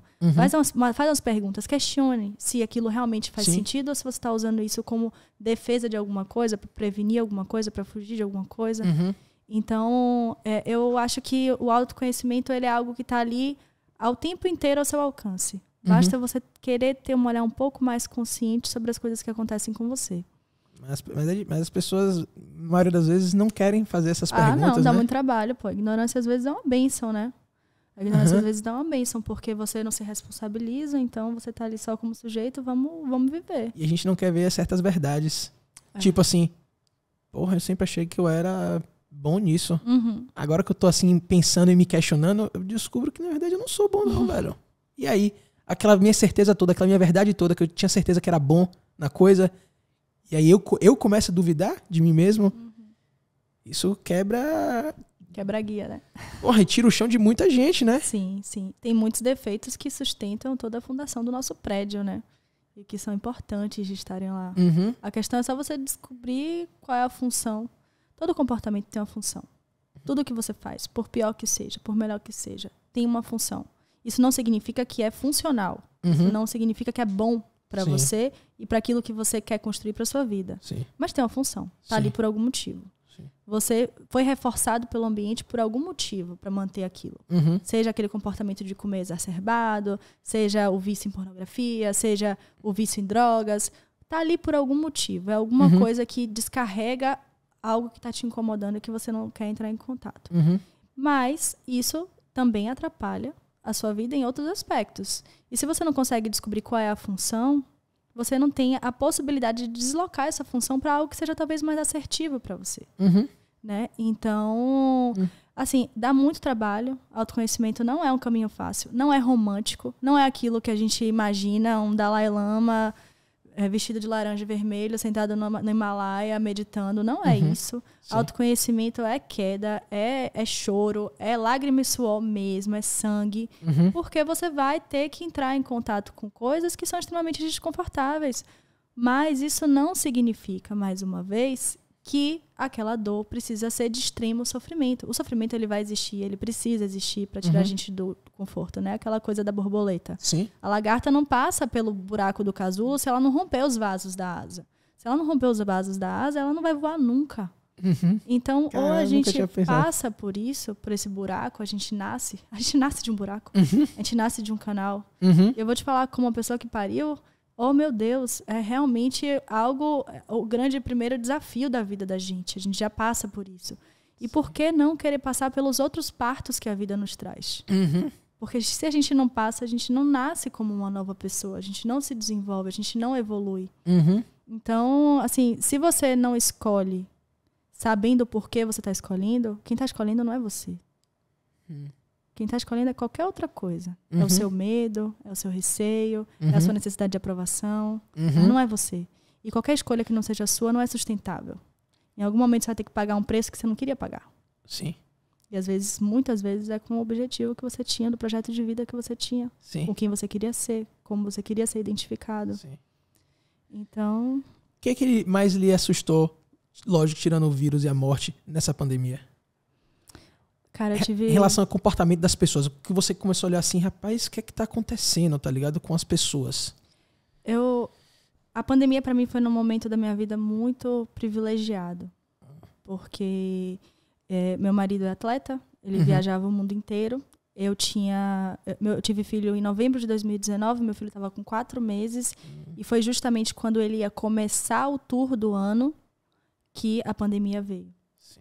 Então, pela primeira vez, a gente teve a oportunidade, depois de 3 anos de relacionamento, de passar um ano inteiro juntos. E dentro dessa nova função de pais, com filho, com bebê. Então, assim, eu estava em licença maternidade, eu estava puérpera, né, naquele momento de recém-parida, eu estava tão dentro do meu núcleo que eu não consegui olhar muito para as coisas ao meu redor. Porque eu estava ali na função de servir o meu filho. Sim. Né? Então, eu acho que a minha percepção desse início de pandemia, que foi a parte mais sofrida desses primeiros 6 meses de pandemia, é uma percepção totalmente alienada, na minha opinião. Assim. Porque eu tinha uma realidade muito intensa ali da minha vida pessoal que me entreteu assim, de uma forma que eu vivia para amamentar, livre demanda o tempo inteiro. Acordava de 3 em 3 horas, estava ali. Quando eu conseguia tomar um banho, lavar o cabelo, oh, meu Deus, que beleza. Então, eu estava tão entretida naquilo que eu realmente não ia ter a oportunidade de sair. Sim. Então, e assim, a gente estava dentro de um processo onde a gente estava com a família toda. Então, eu tive muito apoio. Foi um momento, para mim, muito único, assim. Sim. E eu percebia que as pessoas fora daquela bolha que eu estava vivendo estavam extremamente ansiosas, solitárias, tendo que entrar em contato com aquilo que a gente sempre quis fugir, né? No tédio. O que o tédio nos apresenta. Sim. Aquele silêncio ensurdecedor, né? Que causa muito mais zoada do que, às vezes, você está numa praça de alimentação do shopping no dia. Concordo. Então, eu percebia isso. Eu tinha a vontade de estar mais próximo dos meus amigos, né, dos meus colegas de trabalho, mas ao mesmo tempo eu estava vivendo uma realidade que não me restava muito tempo. Eu não conseguia me doar muito. Sim. E eu consegui perceber um pouco mais dessa realidade quando eu voltei de licença maternidade, que foi ainda remoto, mas aí eu comecei a ter mais interfaces com outras pessoas diariamente. E o que é que você percebeu? As pessoas estavam muito ansiosas, algumas depressivas, muito caso de saúde mental. Na época eu estava trabalhando ainda no RH. E eu recebia muitas pessoas vindo conversar comigo, né, por conta da minha formação. Apesar de não atuar como psicoterapeuta, eu era business partner e eu trabalhava com desenvolvimento de pessoas. E durante muito tempo as pessoas vinham me procurar para desabafar, para falar sobre a solidão, para falar sobre a ansiedade e o medo, né, da incerteza do que estava vindo, se aquele vírus ia acabar, se não ia, o receio de aquilo pegar as pessoas próximas, muitos casos de luto, né, e logo que eu voltei a atender também, eu recebi muitos casos de luto, de perda de pessoas próximas. E o corona, ele é muito cruel, né, porque é muito rápido. Então é uma coisa que não permite que você tenha um processo de luto. Ele é um corte... Sim. Assim, brutal. Eu achava que, pelo menos nós brasileiros, a gente tava vindo de uma pós-eleição, tá ligado? Super polêmica, onde o país se dividiu, sacou? Então a gente era uma nação dividida. Sim. E eu achava que, por pior que fosse a pandemia, eu achava que a gente ia se juntar, sabe? Acho que a gente ia se unir como povo. Não só os brasileiros, mas o mundo se unir como povo, sabe? E eu vi o oposto, sabe? Eu vi aquela rachadura que tinha entre as pessoas se aprofundou mais ainda. E eu acho que faltou muita empatia das pessoas. E eu achei que houve muito julgamento de todo mundo por todo mundo, sabe? Se você faz isso, você é aquilo, sabe? Apontação de dedo. Sim. eu sou vacinado. Eu tomei as 2 vacinas. Mas se eu questiono com alguma coisa, eu sou negacionista. Peraí, velho. Porra, é essa? Você vai me botar nesse Tudo quadradinho? muito na polaridade, né? Você vai me botar nesse quadradinho? A gente não saiu da polaridade. Não saímos, nem um pouco. E cada vez mais... Sabe, as pessoas estão... Precisa colocar você em... Você tem que ser alguma coisa. Porque Henrique não é o suficiente. Não. Ser Henrique por quem você é. Sim, e não só isso. Você tem que se posicionar numa bandeira, num coletivo, fazer parte de um grupo político. E você não é nem mais complexo, mas você é simples. Isso. Você é sim ou não? Peraí, você é a favor da vacina ou não? Então você é a favor disso ou não? Se isola ou não? É lockdown ou não? Ah, você é isso, você é aquilo. Peraí, velho. Sabe, eu acho que faltou muito a empatia das pessoas. E eu acho que cada vez mais a gente não tá querendo ouvir o outro. Sabe? Não. Velho, deixa eu dizer uma coisa. Não vai levar nada essa conversa aqui da gente. Sabe por quê? Porque você pensa dessa forma, eu penso dessa aqui. Nenhum dos lados querem se entender mais. E eu vi o mundo dividido onde ou você é a favor da ciência ou você é contra a ciência. Assim. E a própria ciência tava tendo divergência entre ela. Porra, a partir do momento que a própria ciência tá tendo divergência, velho, o papel da ciência é divergir. Porque se a ciência não se questiona, ela não evolui. Então, se não tem alguém que inventa alguma coisa e não tem uma outra pessoa que testa essa coisa e duvida dessa coisa, isso não é ciência. Isso é religião. Porque é uma certeza. Que é o que tá acontecendo muito. Sabe? Eu não sou contra a vacina, de jeito nenhum. Mas colocaram a vacina como se fosse... O bote salva-vidas para quem O bote salva-vidas para todo assim mundo. E esse é um comportamento coletivo, como a gente viu na política. Sim. Como a gente vê na política. Né? Porque a gente está caminhando para uma nova eleição e o comportamento continua exatamente o mesmo. E eu tô com medo de ano que vem. Eu tô com medo. Eu também. Eu tô com medo porque... Ó, eu briguei com muita gente. Eu deixei de falar com muita gente por causa da eleição de Bolsonaro. Muita gente eu deixei de falar.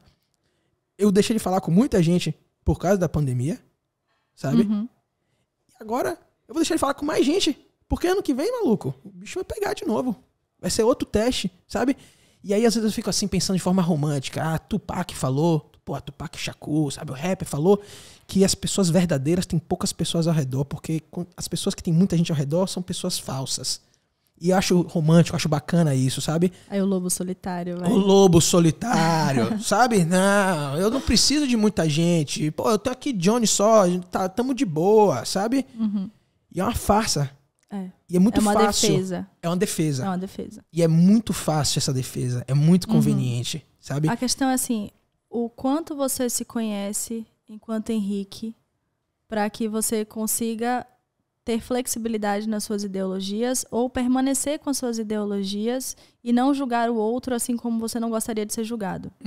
Então, assim, quando você traz que você parou de falar com muitas pessoas por conta da eleição, por conta da pandemia, eu não duvido que as atitudes dessas pessoas tenham justificado essa atitude sua. Sim. Mas também, em compensação, isso te traz um prejuízo que talvez não seja um preço que não sei se vale a pena pagar, entendeu? Concordo. Então, tudo isso depende muito... Doeu, sabe? Acredito. Me afastar dessas pessoas. Acredito.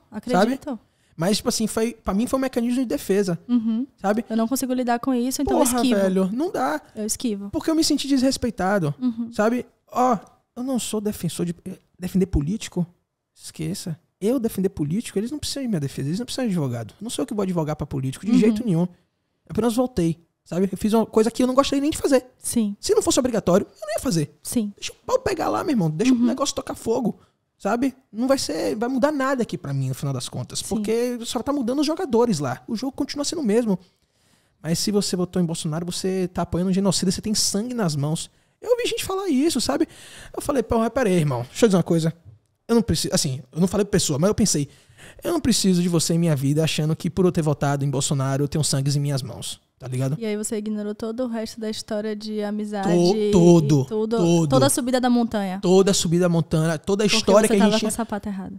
Porque, meu irmão, você me julgou por algo que você não deveria ter me julgado. Eu não lhe julguei por você votar em Lula. Eu não tô lhe julgando. Foi uma escolha sua, brother. Sabe? Eu não vou achar que por você tá fazendo isso, você é isso ou aquilo. Eu conheço pessoas que são contra. Mas é contra, sim. Bonito a vacina. Contra mesmo. Eu não vou chegar pra pessoa e dizer negacionista. Eu não posso, velho. Eu não posso chegar e botar essa pessoa nesse quadrado. Sim. Tá ligado? Por causa de uma coisa. Sim. sabe? E aí, eu acho que tem um ponto de você conseguir reconhecer o que é a limitação sua versus o que é a do outro, entendeu? E não encarar aquilo... Talvez se você não encarar aquilo como se fosse algo diretamente ligado a você, não é sobre Henrique, no final das contas. Sim. Não é sobre Bolsonaro, não é sobre Lula, não Sim. é sobre Moro. Não é sobre essas pessoas. É sobre a sua falta. É sobre a necessidade que você tem de ter alguém que te salve. De ter alguém que não te puna. De ter alguém que não te controle com vacina. É sobre coisas muito mais profundas que a gente fica o tempo todo atuando, remediando aquele sintoma como se fosse a causa do problema. E aí a gente desconstrói a única coisa que nos cura, que é o pertencer no social, que são os vínculos que a gente tem, que é o que faz com que a gente continue se comportando. Então, quando você se conhece verdadeiramente, quando você sabe seus calos, quando você sabe o que dói, por que dói, você começa a olhar para o outro que te julga dessa forma e fala, pô, essa pessoa deve estar em dor. Essa pessoa provavelmente está sofrendo com isso. Essa pessoa, para me colocar nesse estigma, ela está usando o mecanismo da culpa para descarregar em mim algo que ela nem está conseguindo controlar, de estar sentindo nela mesma. Sim. E aí você, às vezes, com isso, consegue relativizar algumas coisas ou dar uns limites que a gente precisa dar daquelas relações, a ponto de falar, cara, sobre isso a gente não conversa. Ou então, cara, desculpa, mas você me decepcionou a tal ponto que eu vou precisar de um tempo. Sim. Talvez a gente volte a se falar no futuro. Talvez não. Mas eu preciso me afastar. Isso foi pra mim muito decepcionante. Mas aí volta pra aquela questão do conflito, que a gente não quer ter o conflito. Então eu prefiro Exato. é muito mais Aí você fácil esquiva. cortar relações. Exato. Cortar relações do que chegar e conversar e dizer. Teve uma pessoa, um primo meu, Daniel, que a gente ficou mais de anos sem se falar. Mas sem se falar mesmo, sabe?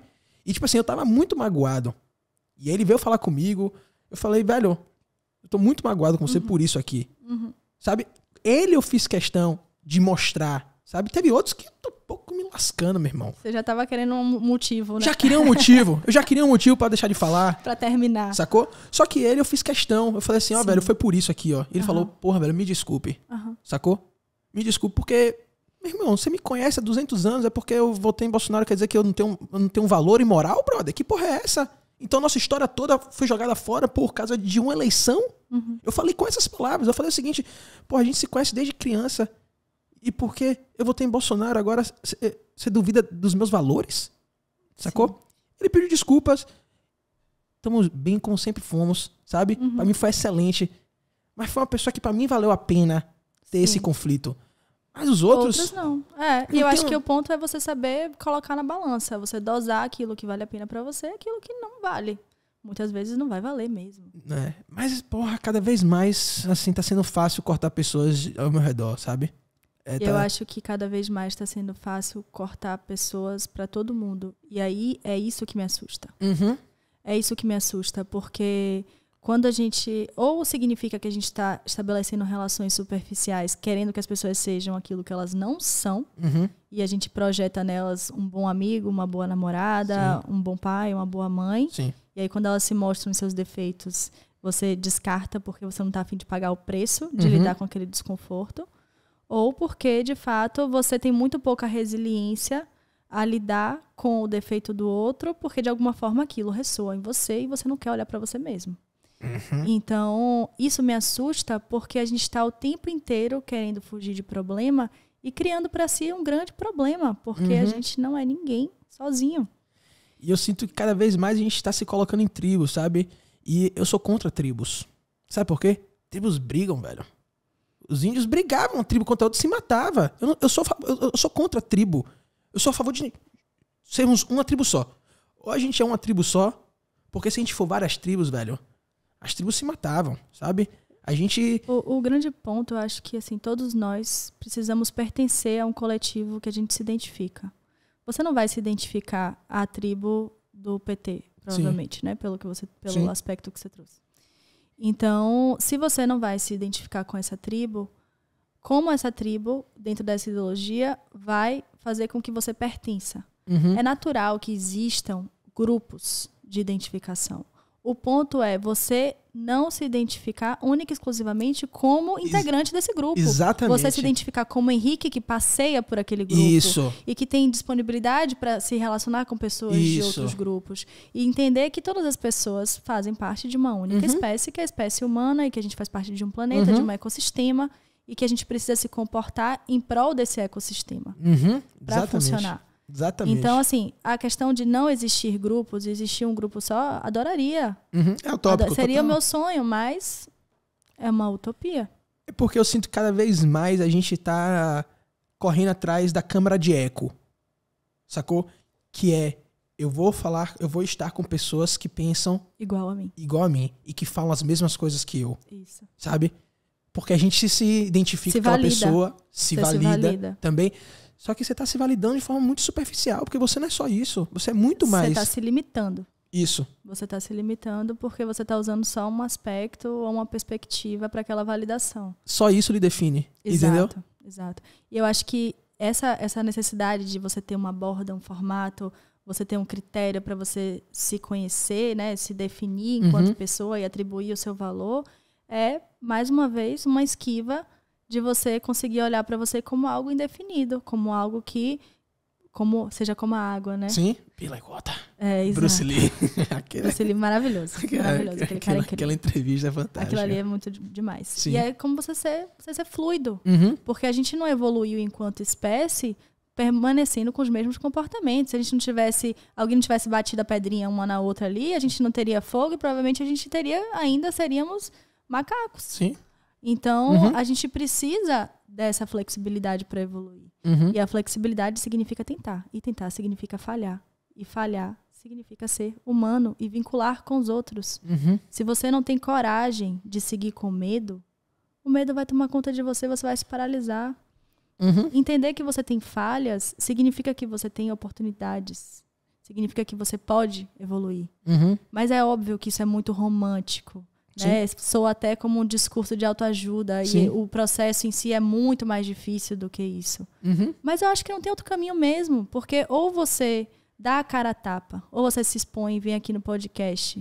Mesmo que isso seja ruim e aversivo para você, como é para mim, e como você trouxe que é para você também. Deixar as coisas fluírem sem a necessidade de controlar, porque o controle é uma grandíssima ilusão. Você consegue controlar a sua reação, você consegue controlar e olha a lá, forma... né? E controlar a sua reação significa controlar o comportamento que você emite daquilo que você sente. Porque aquilo que você sente você não vai controlar, é fisiológico. Sim.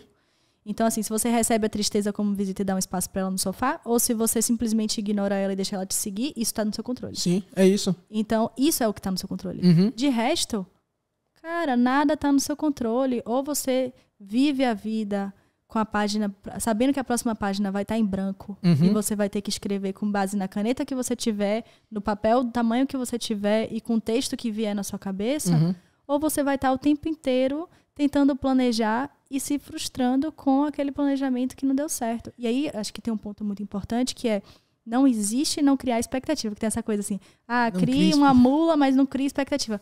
Porra, pelo amor de Deus, né? Todo mundo cria expectativa. Se você não criasse expectativa, você não acordava de manhã, não levantava. É aquela coisa da ansiedade. A ansiedade é importante, é fundamental para fazer com que a gente acorde, queira viver, queira desenvolver, queira evoluir.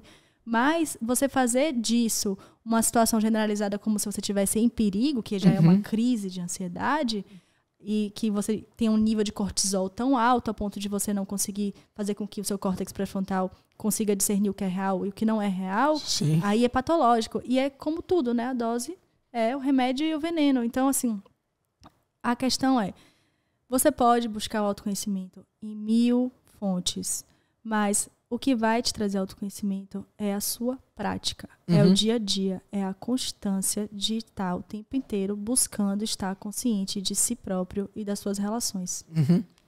Mike Tyson tem uma frase que eu acho fantástica, que desde que eu vi essa frase, sabe, me mexeu muito. Ele falou o seguinte: todo homem tem um plano até tomar um murro na cara. O murro na cara é uma analogia, é uma metáfora, sabe? Desconstrói.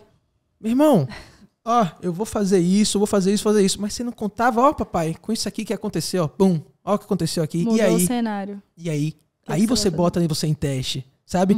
É aquela coisa que, porra, aparece em filme isso, essas frases aparecem 500 mil vezes. não é como a coisa acontece, é como você reage em relação à coisa que aconteceu. Sacou? Que é a coisa do o controle, a única coisa que você pode controlar é a sua reação. Exato. É a única coisa que você pode controlar. Sacou? E por que essa coisa do autoconhecimento ficou tão... Você até falou assim, parece... porque você falou assim, parece coisa de autoconhecimento. De autoajuda. De autoajuda. Por que virou algo quase piada, autoajuda? Por que você acha? Eu acho que porque para se tornar comercial, ela precisa oferecer uma solução. Então, ninguém faz uma pergunta esperando uma outra pergunta de volta. Né? Você faz uma pergunta porque você quer uma resposta. Sim. E para ser comercial, você precisa estar ali, uma receitinha de bolo. Então, acorde todos os dias, medite 30 minutos, beba água, coma bem, durma bem, faça exercício físico, não entre em conflito. Mas e o murro na cara que você vai receber no meio do dia? Exatamente. Antes da primeira meditação. Você vai meditar como depois daquilo ali? E não tem receita de bolo. Então, eu acho que a autoajuda é algo muito legal para ser iniciático mesmo, para te despertar a consciência de que você precisa estar consciente, acordado. Você precisa estar acordado. Não adianta você ser um zumbi que vai ser alienado ali pro resto da sua vida. Mas você também sabe que não tem uma receita de bolo. Não tem uma receita. É que ele se transformou, né? A autoajuda começou com algo... Os livros de autoajuda, os coaches e tudo mais. A ideia, a intenção era boa. Só que acho que se perdeu no processo onde... Vou lhe ensinar a como transformar seu dia feliz em 5 passos. Num vídeo de 10 minutos no Instagram. Porra, você vai mudar minha vida em 10 minutos, caralho. Você vai me ensinar a como eu devo... Ou em 10 sessões. Em 10 sessões, exatamente. Sacou? Então eu acho que foi muito mais o processo que... Como se vende, entendeu? Eu acho que, assim, esse vídeo de 10 minutos no Instagram pode ser o suficiente para você acordar e falar, cara, acho que eu preciso mudar minha vida em algum aspecto. Mas isso não significa que quem vai mudar a sua vida é o cara que fez o vídeo. Não tem herói, não tem guru, não tem coach que vai fazer com que a sua vida seja diferente. Você é seu próprio guru. Você precisa acordar e despertar e querer se esforçar e estar consciente. Sim. E a gente fica o tempo todo querendo eleger um herói, um bote salva-vidas, alguma coisa que solucione os problemas da nossa vida sem que a gente queira necessariamente entrar em contato com esses problemas. Então, assim... Acho que a grande questão, eu acho que o processo de coach ele pode ser muito válido, muito útil para várias coisas, de performance, etc. Sim. E acho também que autoajuda pode ser um grande despertar de consciência, você conseguir olhar uma outra perspectiva, fazer uma coisa diferente. Mas se você for com a postura de que aquilo vai solucionar a sua vida ou que aquilo vai resolver seus problemas, você está indo errado. Porque você vai depositar naquilo a sua solução quando a solução está no seu esforço. Tá no trabalho que você tem de existir todos os dias. Sim. Eu sigo umas pessoas, tem uns caras que são assim completamente contra o que tá em moda. O que tá em moda hoje é, eu vou lhe ensinar a emagrecer, você vai comer hambúrguer, você vai comer pizza e vai emagrecer, sabe? E aí eu odeio esses caras. Eu odeio com todas as forças esses caras. Meio psicopata, assim, sabe? Né? Você fazer um negócio desse. E aí tem uns caras que meu irmão, dói. Você precisa de sacrifício. Você não vai comer comida gostosinha, porque você tem que aprender a ver como comida, não como um prazer que vai alimentar sei lá o quê. É nutriente. Sabe? Que eles já veem também comida como uma outra forma. Sacou? É apenas nutriente. Só que são contrastes... extremos. Nossa, velho. Sabe? E eu fico assim, eu tenho que escolher um. E eu acabo indo pro mais extremo do... Porque eu sou contra. Eu vou ensinar você a emagrecer comendo pizza, hambúrguer. Eu acho que você precisa, talvez, não mergulhar nos extremos. Você pode olhar o que faz mais sentido pra você e você aplicar isso na sua vida como você achar que vale a pena aplicar, entendeu? Sim. Eu vou te dar aqui um martelo na mão.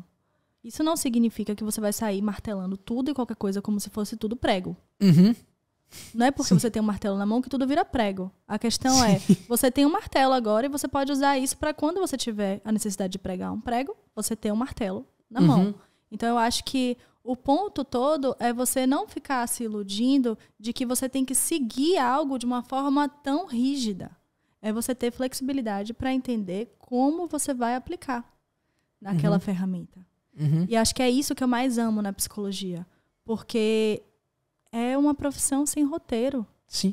É algo que eu tenho a ciência do meu lado, eu tenho embasamento, eu tenho estudos, eu tenho pesquisa, Mas no momento em que eu sento na frente de Henrique, eu preciso deixar isso tudo de lado para olhar quem é Henrique. Eu preciso deixar a minha história de vida de lado, ou pelo menos usar a minha história a favor de Henrique, não ao meu favor. E isso é uma coisa de desconstrução que está o tempo inteiro me levando para um lugar onde eu não sei o que eu estou fazendo. Eu não sei o que eu estou fazendo. Não sei o que eu estou fazendo. Eu preciso não saber. Para saber quem é você. Para eu te ver, para eu ver quem você é, eu preciso olhar para você com um olhar limpo. Eu não posso te ver como um diagnóstico. Genuíno, né? Querer saber, né? Eu acho que é muito... Às vezes a gente não só realmente... Só funciona se eu souber. A questão é, o meu trabalho só funciona se eu olhar pra você, pra quem você é. Se eu olhar pra você como uma pessoa que tem ansiedade, eu vou ficar o tempo inteiro tratando sintomas da ansiedade e não vou resolver o problema. Porque a ansiedade tem uma função. Então eu preciso enriquecer a sua vida por todos os outros aspectos para que você tenha ferramenta para lidar com a crise de ansiedade quando ela vier. Porque você vai estar forte.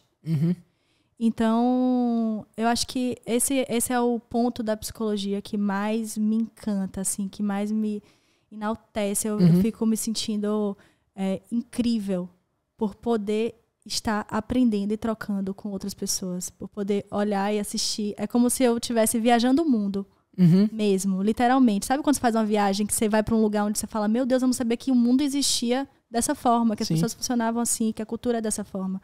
Cada um tem uma história de vida tão peculiar, tão particular e sente as coisas de uma forma tão única, que pra mim é como se eu estivesse a cada sessão pegando um avião e parando num lugar diferente, sabe? E você sentir que você fez parte do progresso de uma pessoa, porra, deve ser massa demais, né, velho? É demais. Porque por mais que o trabalho é ela que faz, você ajudou de alguma forma, sabe? E se você se sentir parte de algo grande, é muito maravilhoso. Bom. Porra, é muito bom. É maravilhoso. É maravilhoso. É isso. Às vezes eu me sinto... Eu sei que eu tenho um papel importante, uma ferramenta importante, mas assim, assistir o final do filme, sabe? Quando você tá ali sentado, você foi o diretor, você dirigiu tudo, mas os atores fizeram parte do filme, a produção fez parte do filme, os investidores fizeram aquilo acontecer. E você tá sentado, você sabe que você fez parte daquilo, mas que aquilo aconteceu no coletivo, que aquilo aconteceu para além do seu controle e aconteceu, fluiu, não tinha limite. Eu acho que é essa sensação, assim, do meu trabalho, quando eu vejo um caso de sucesso, quando eu dou uma alta. Quando eu dou uma alta, eu saio feliz da vida. Como é dar uma alta? É dizer você não precisa mais vir pra cá? Normal, assim, é um processo, né?